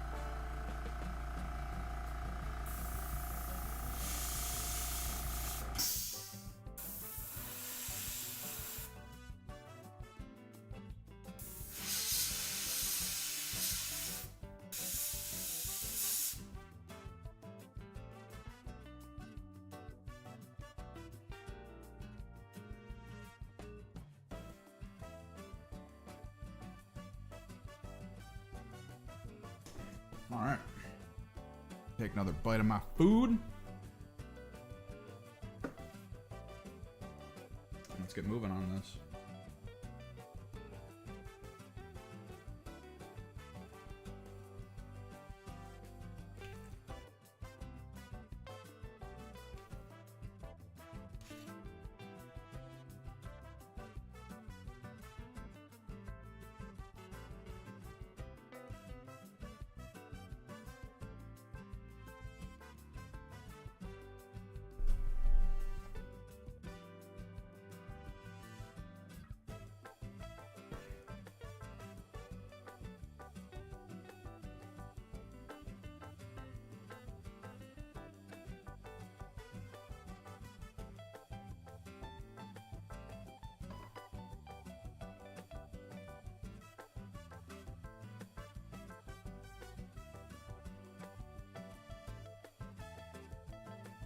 Jump cup.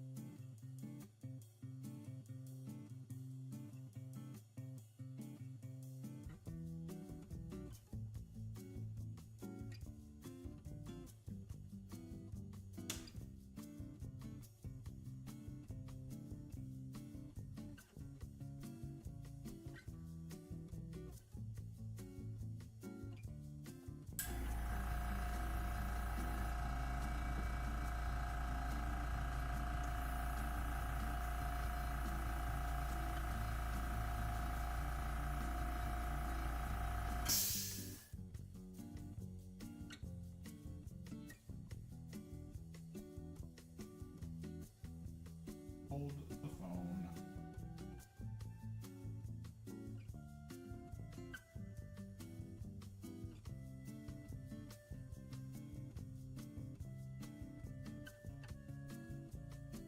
I think we'll start with the chartreuse for all the barrel tips.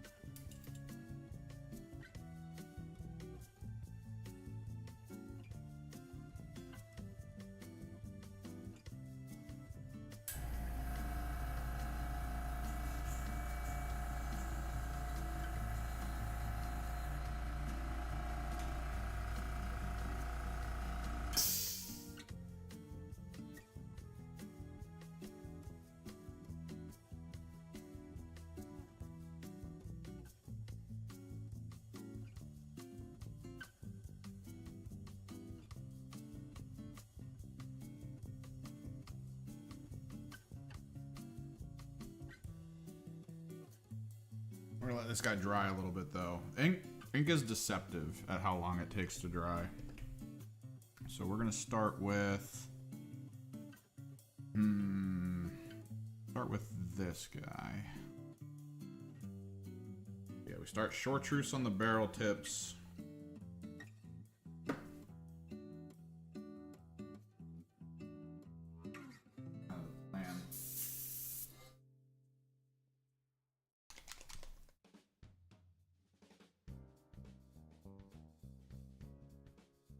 Technically, we shouldn't need a lot of it.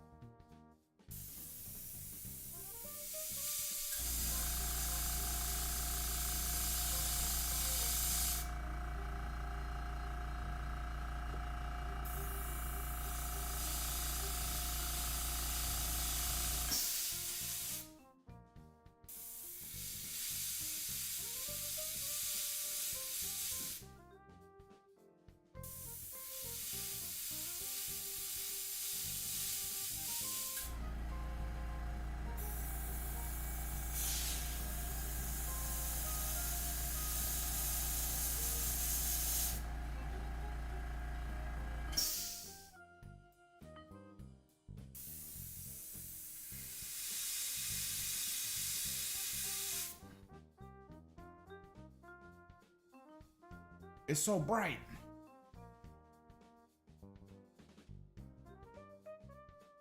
Dude, that is so bright even on the screen. Jesus.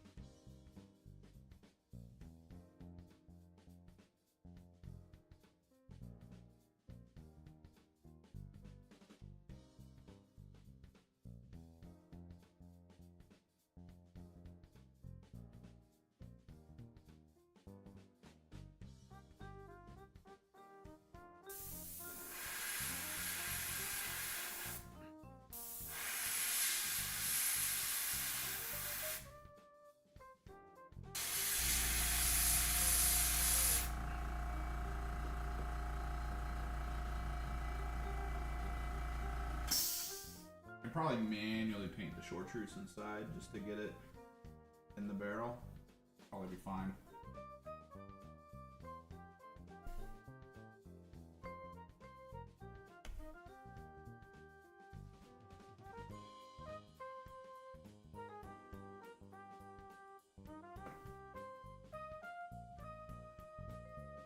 Way too much work.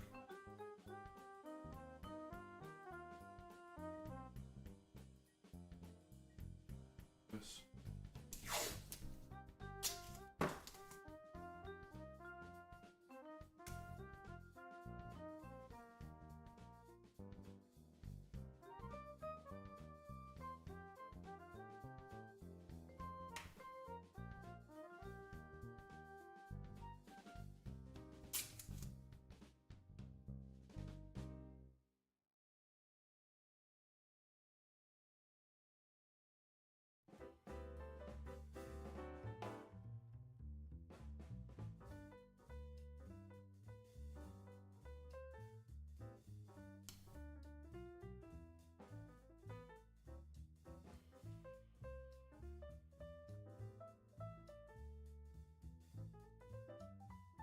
This is chartreuse, so it's like a step between yellow. It's high. If you've ever seen yellow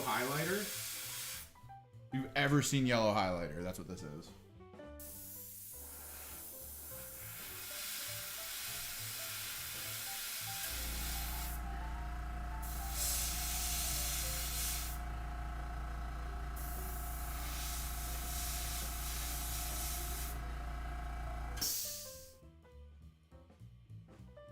I'm gonna leave this on. I'm gonna need it for later.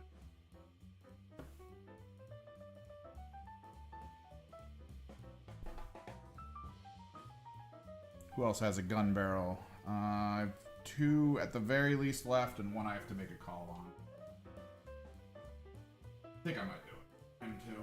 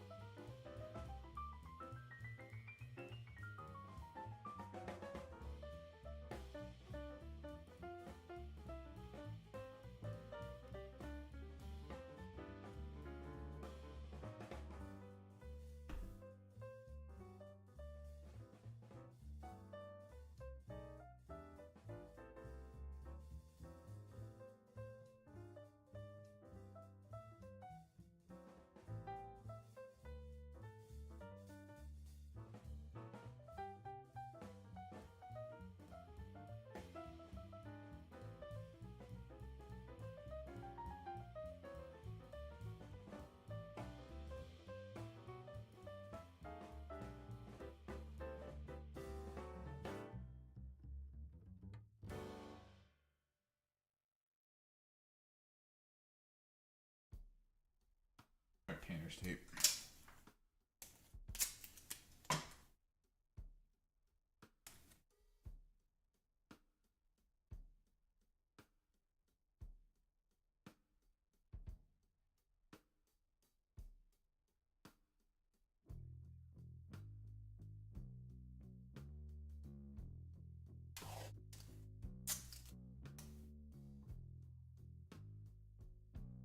This is an idea that I've had for like what I want to do to update a lot of my older models, right? 'Cause I have a lot of older models, and by older I mean like a year old.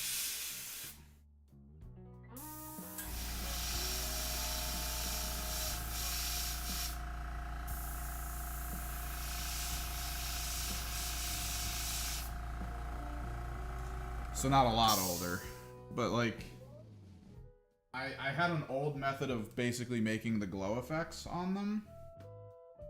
It worked for what it was.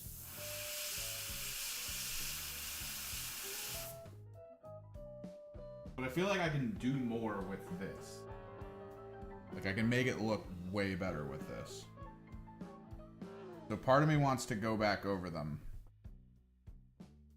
with kind of this approach. To really push, like, the glow effects and OSL and stuff.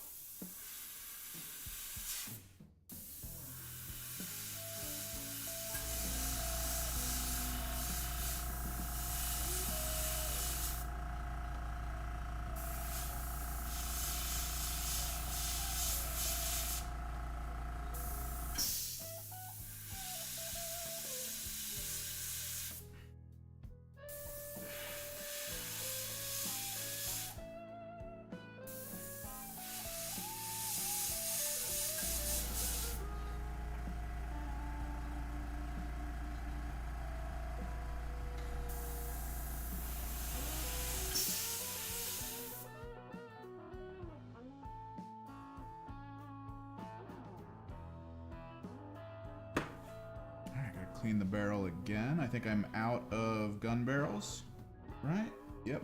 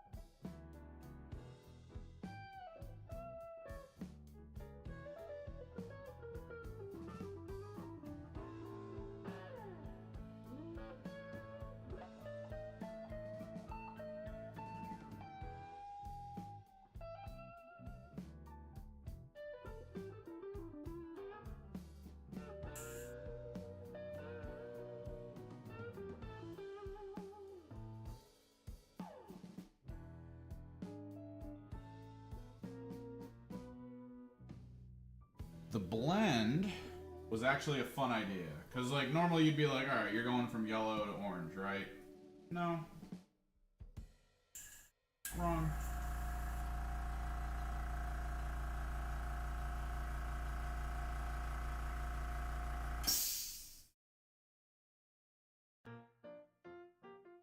What you're about to get is yellow to magenta.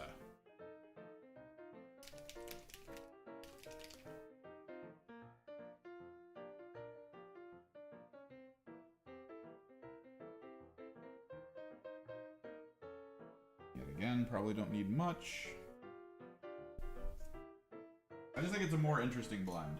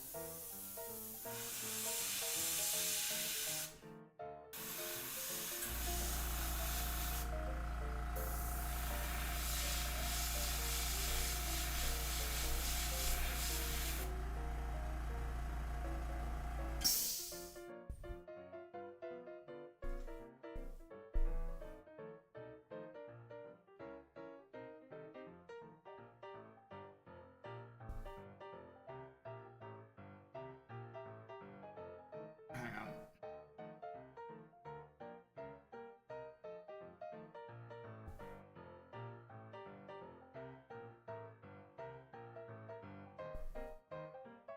Trying to get to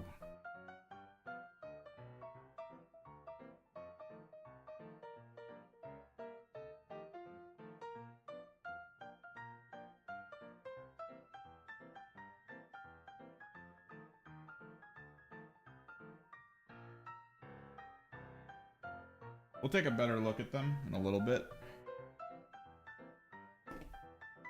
Let's do this guy next.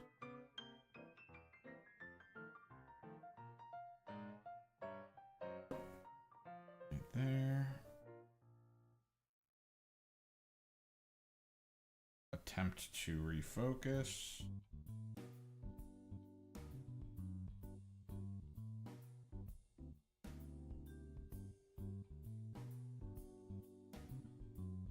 Nope, that feels blurry.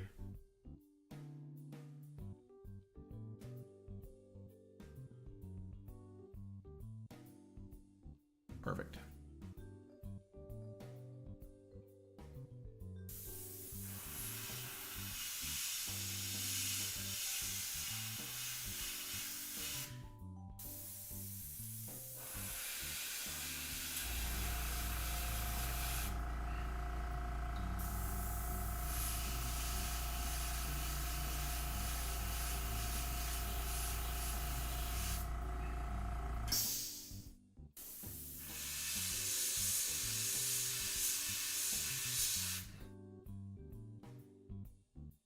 Hell yeah.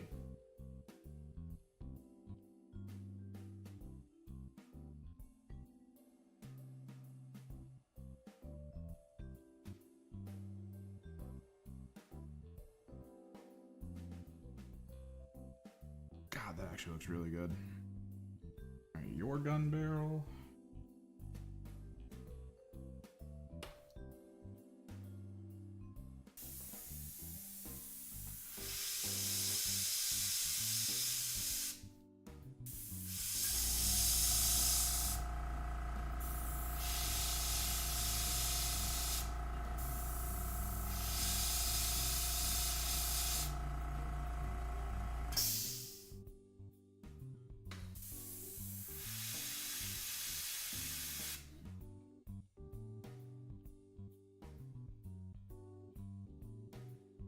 Perfect.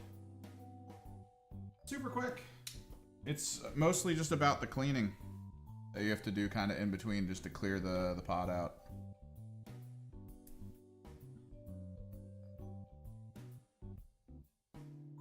The results, though, are well worth it. How do we do it here? Phone call. BRB.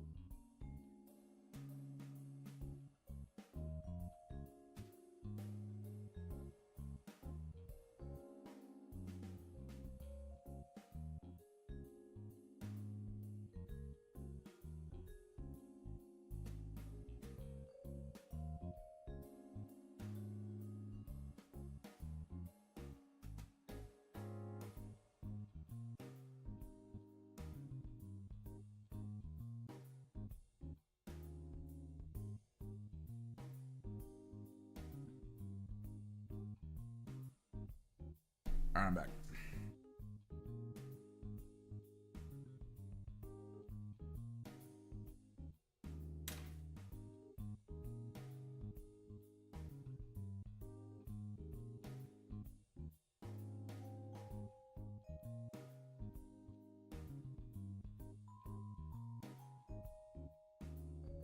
This is not easy.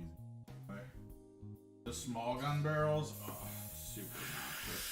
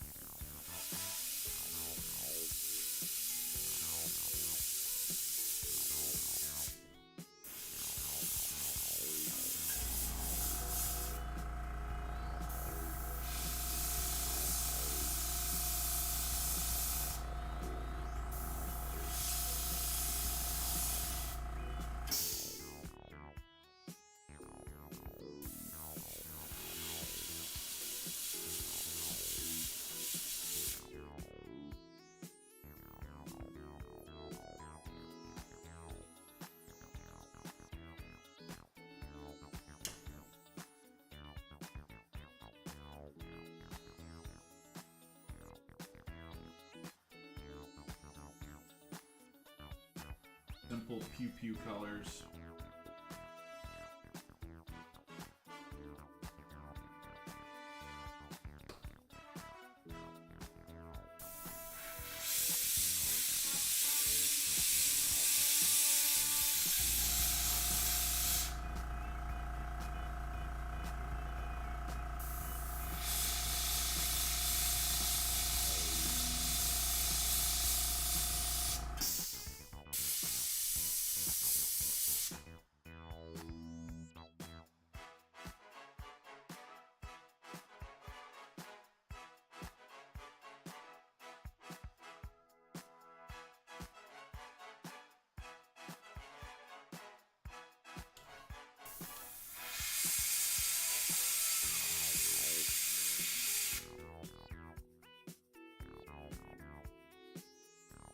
Ugh, it's so subtle, I love it.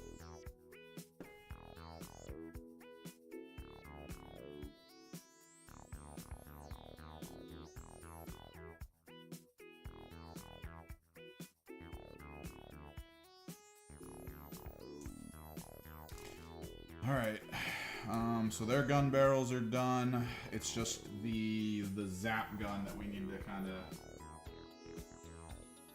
figure out how we're gonna rock it.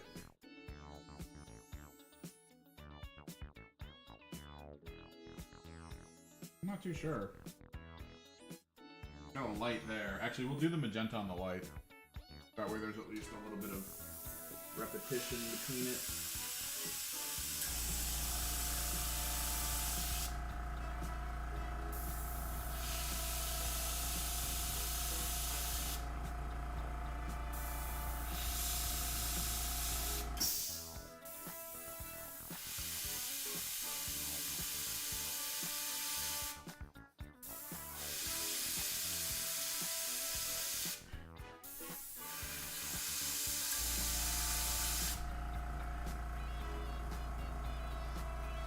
A little bit of lighting.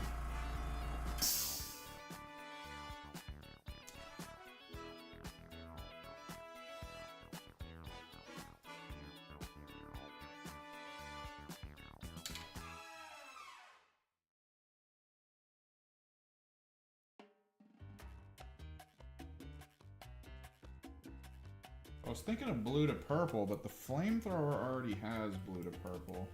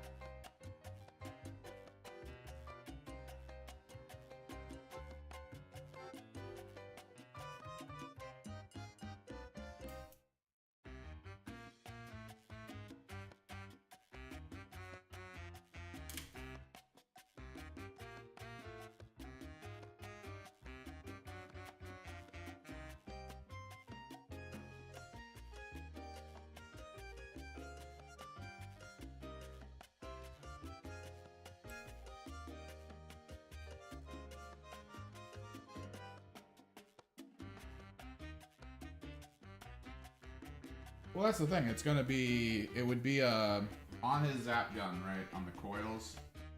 Gonna be whatever's up front and then down, I guess. We could do purple to blue, but like, I don't know. It's still too close, right?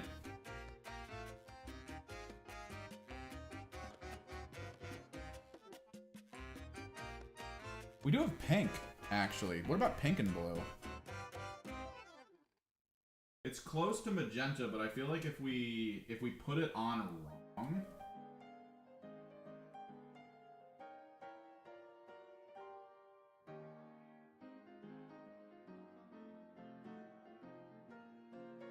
like if we keep it light, I think it'll work. I think we'll do.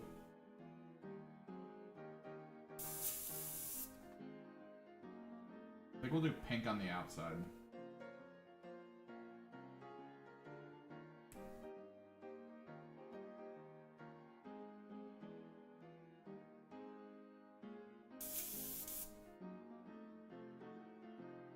Maybe pink on the tip, I think.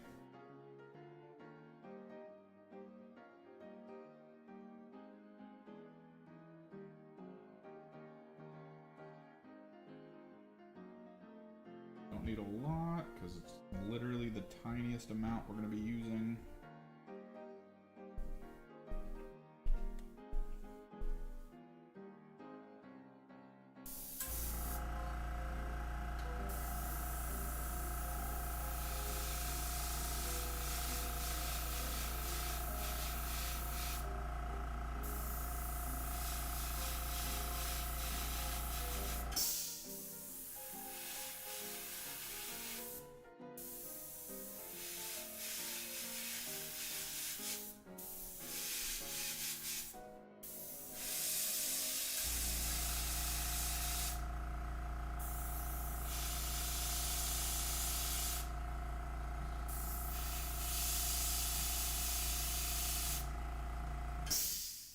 This would probably end up being the way I paint my Emperor's Children. Dude, Emperor's Children, my plan.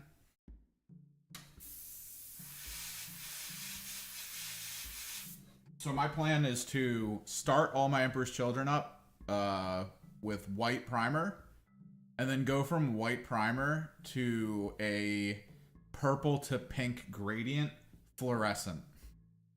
And then do the black lining with actual black paint on all of their panels.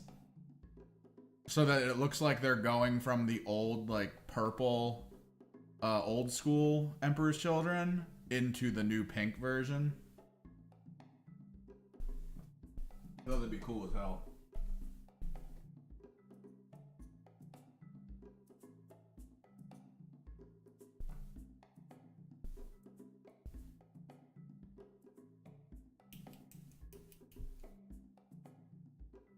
Because then their armor panels are like blacklight reactive, but then if I get a thick enough black paint, then the frames won't be blacklight reactive.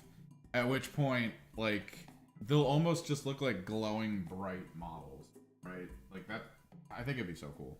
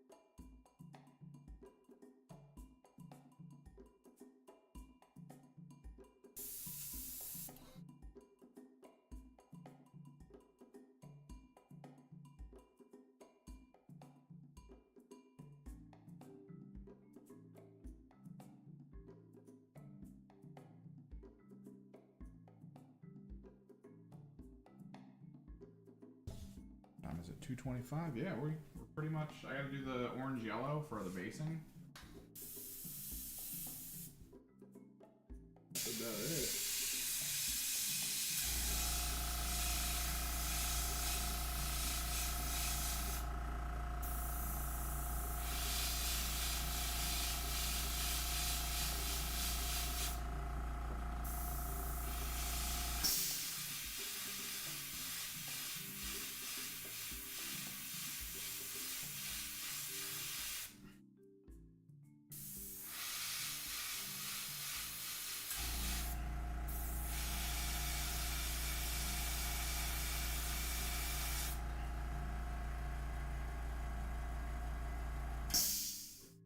Zam!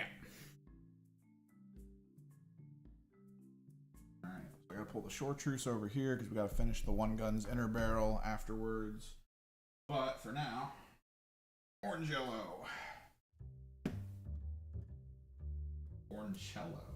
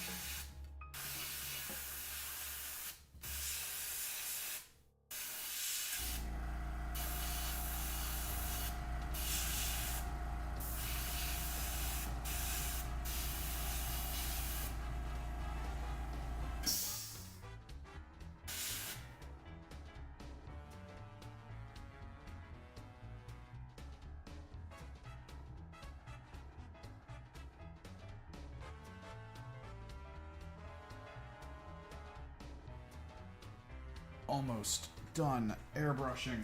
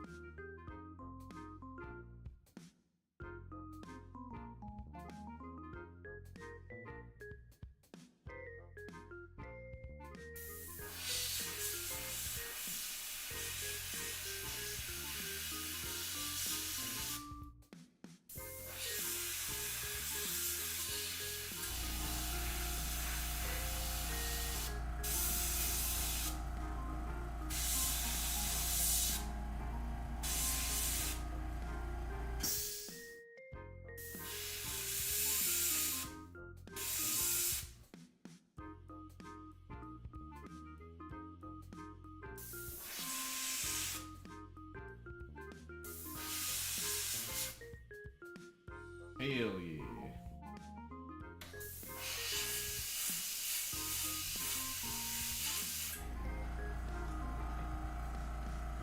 One more.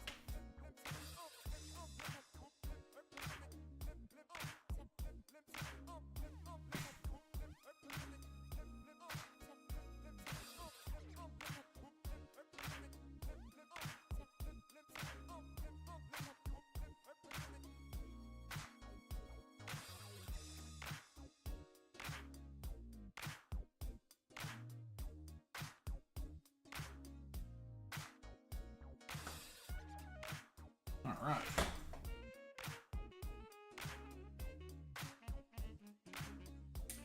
I'm gonna mute the mic for a second because I'm about to unleash the air compressor.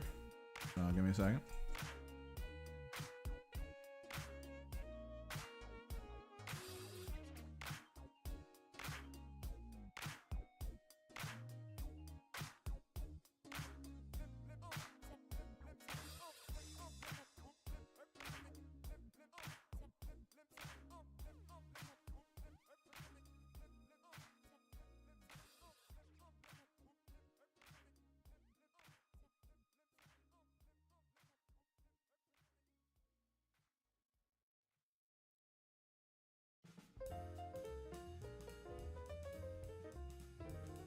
Alright, then switch back to the AFK screen so I can move the cameras back.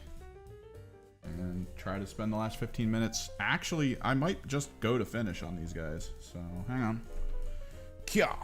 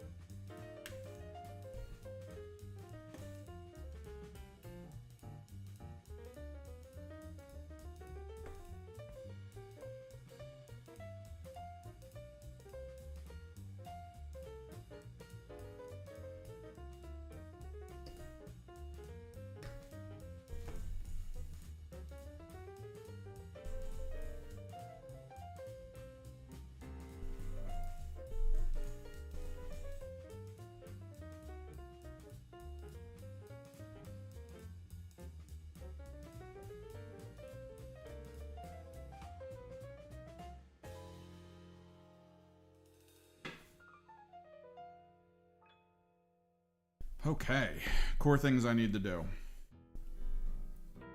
We have a little bit of an effect I need to add to stuff, specifically the axe wielders, but before that...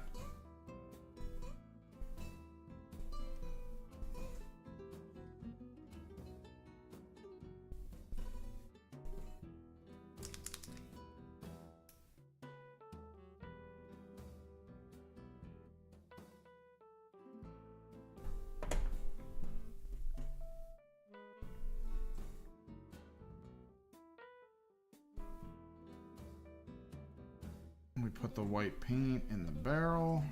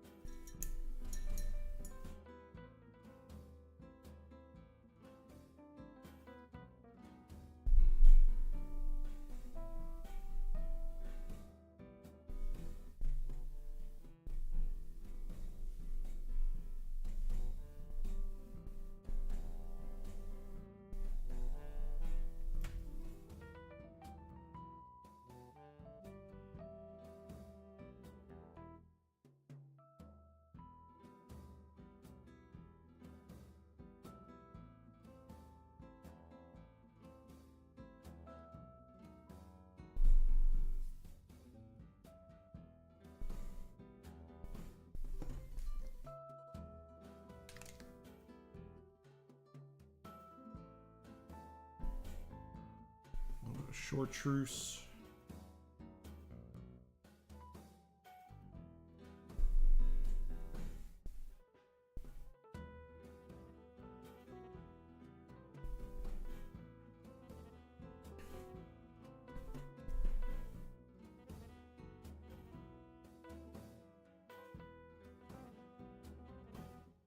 Don't care if the white's a little wet still, because then it'll just mix with the chartreuse and make it bright.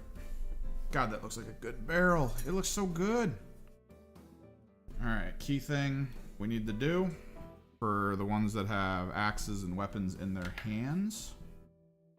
I need to go over here or somewhere. There it is. Blood for the blood god.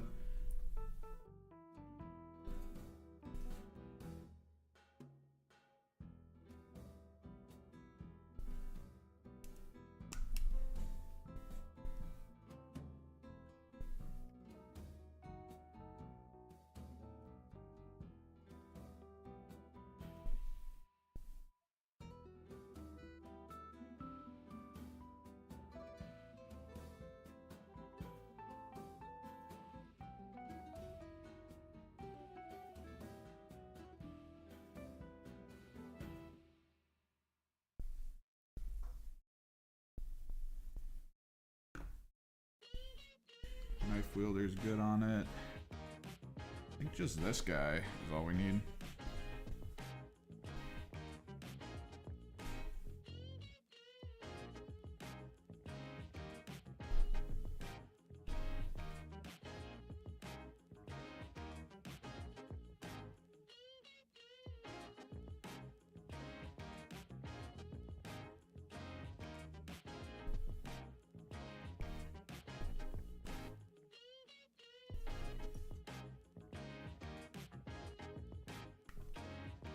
Alright, then the final step before varnish, which I will do before I leave.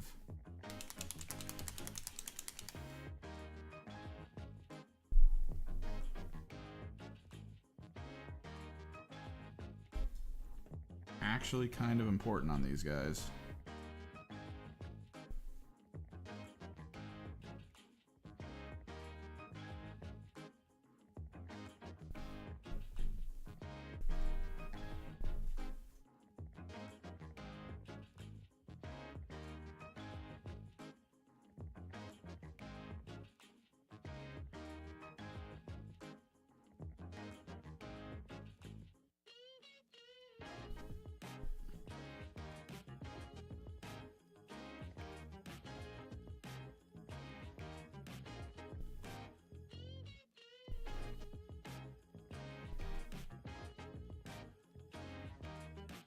I kind of want to pick up the golden so flat matte black, because golden does have a really good dark black paint, but the problem is under like high flow and like most of the other paints that they sell, it's kind of glossy.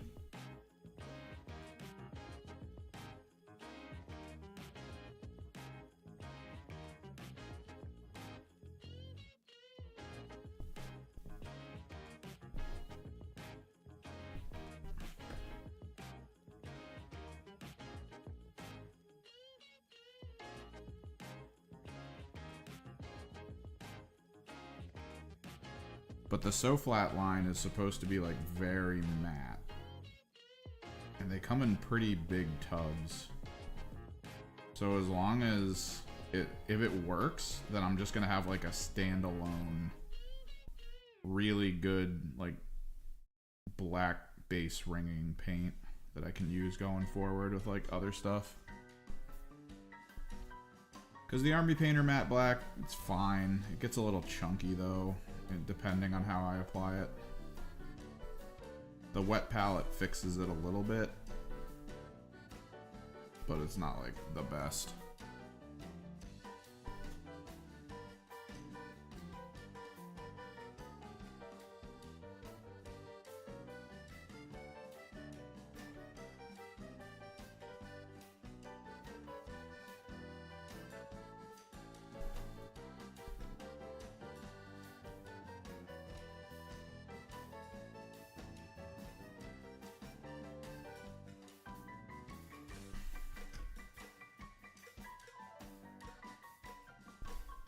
Oh yeah, and they're getting better though. They're like trying things and changing stuff up. They're trying to keep up with the times, man. Cause like you got the too thin paints coming out and everyone's like it's god tier. And Army Painter's trying to compete with that.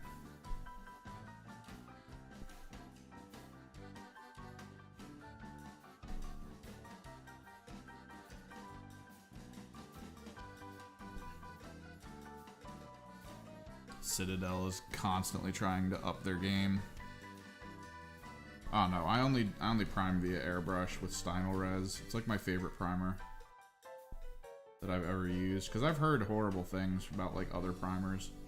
I've tried Citadel's White Scars primer. There's a reason everyone uses Wraithbone, man. The White Scars primer, I had to apply like 2 coats to get it to like actually go full white. And then one of the models that I had, it would go yellow. Like, it was just going yellow on them all the time. Like, I don't know what caused it to go yellow. It just did.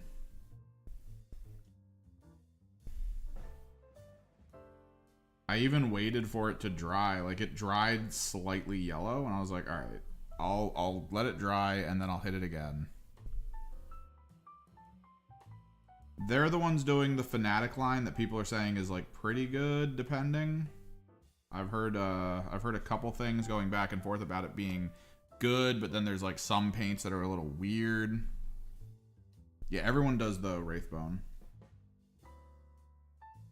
because it's like a slight off-white, so it helps make things you're painting seem a little more realistic. Because like pure white is just awkward to start from. Whereas like a toned start, like Wraithbone, usually helps out by the time you're done.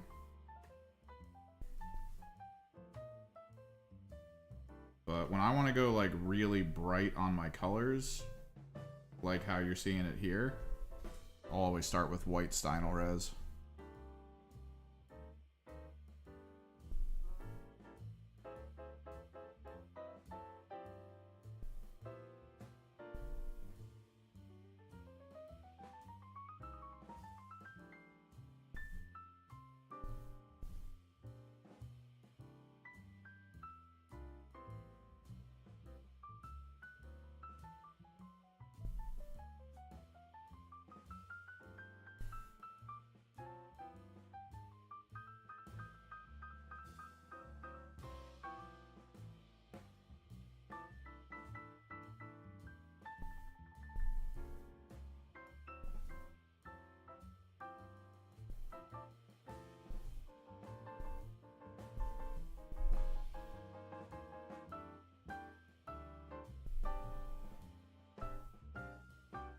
I've had such a good time with Stynylrez. It depends though. Sometimes the bottles go bad. I've started to notice if you just like let them sit around for too long and they go between like cold and hot too many times, it seems to separate the key components that are built into it to try to help with the primer. God, my buddy has a dog, and the dog hair, I keep finding it on like everything he gave me to paint.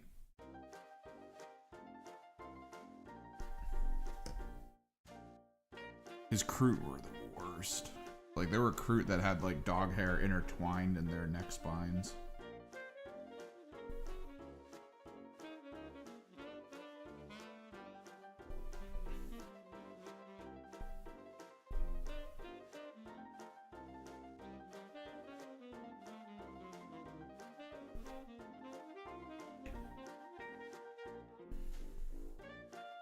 I mean, it's more annoying than anything else. Because it's the dog hair was on it from the primer. Like primer stage is where the dog hair happened. So like going back and pulling it off with like tweezers and pliers to remove it, just so I could, you know, paint normal, would rip the primer up too. This was a bit of a problem.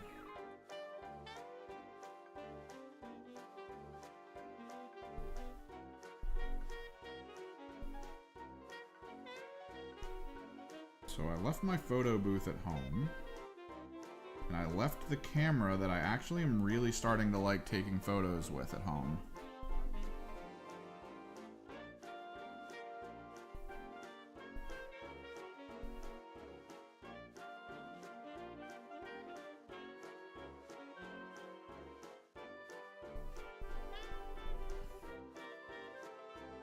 I'm gonna get these varnished on my way out of here. Run a bunch of errands. When I get home, I'm gonna take a lot of photos and probably post them up on the Discord before I get my voiceover stuff done for next week's video.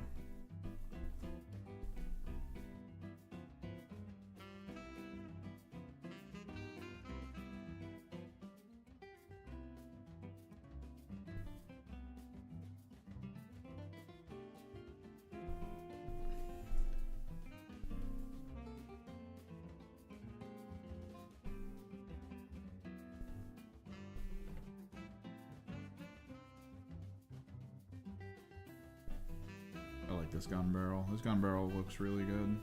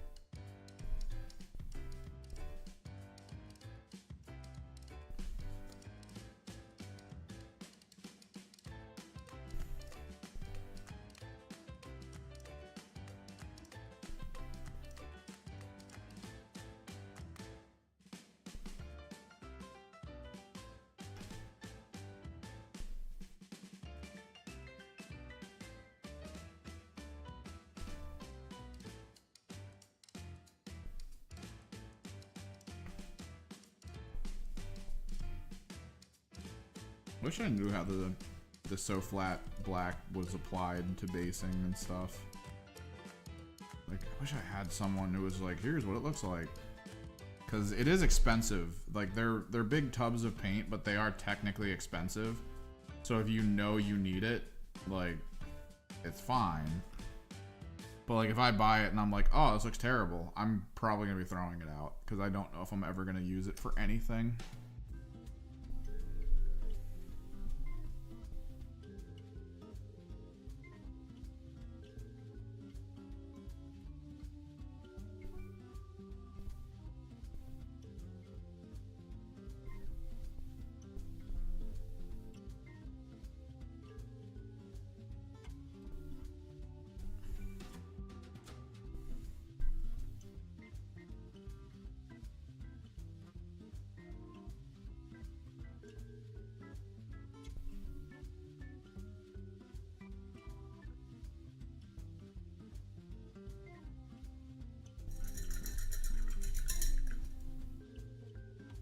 Brush clean.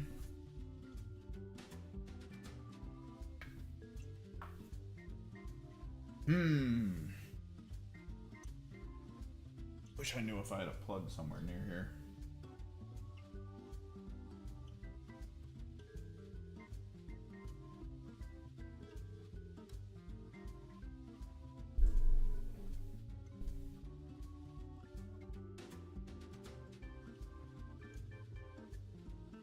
this will work.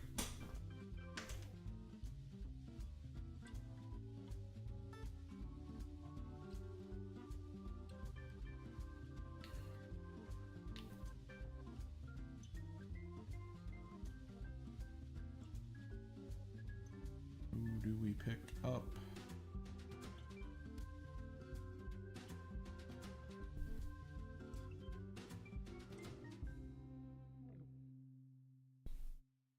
All right.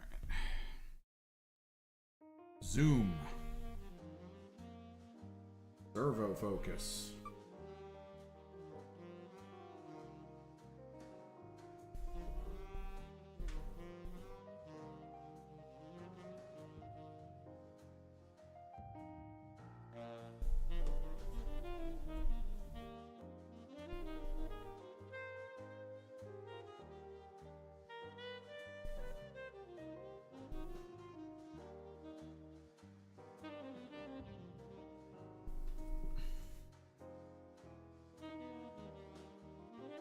Oh yeah, the barrels came out really nice.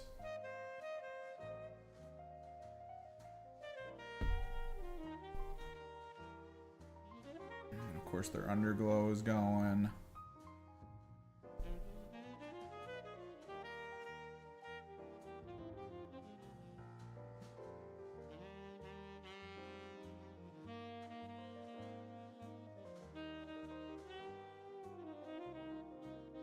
I think it came out good.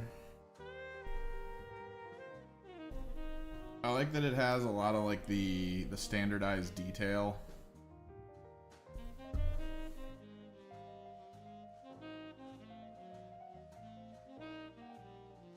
That like orcs have with their checkerboarding. Kind of like their whole deal.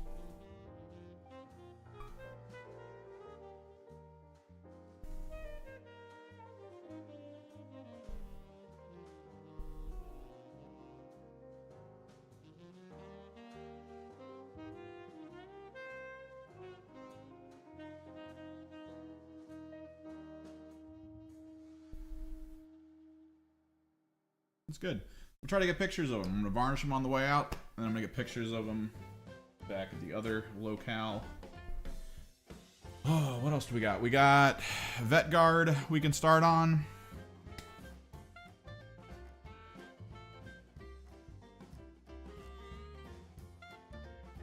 I'm liking the new camera setup. It helps out. It's a lot sharper.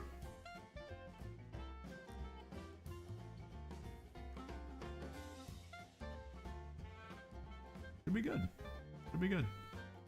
Thanks for checking out. Hopefully video Monday. I'm gonna try to crack into it. It'll be about the tournament. I gotta clean up around here. It's gonna be a little bit. Oh yeah, Deathcore. I might do the color scheme with them that I wanted to do my Kasrkin with after I did my Kasrkin, which is beige and black.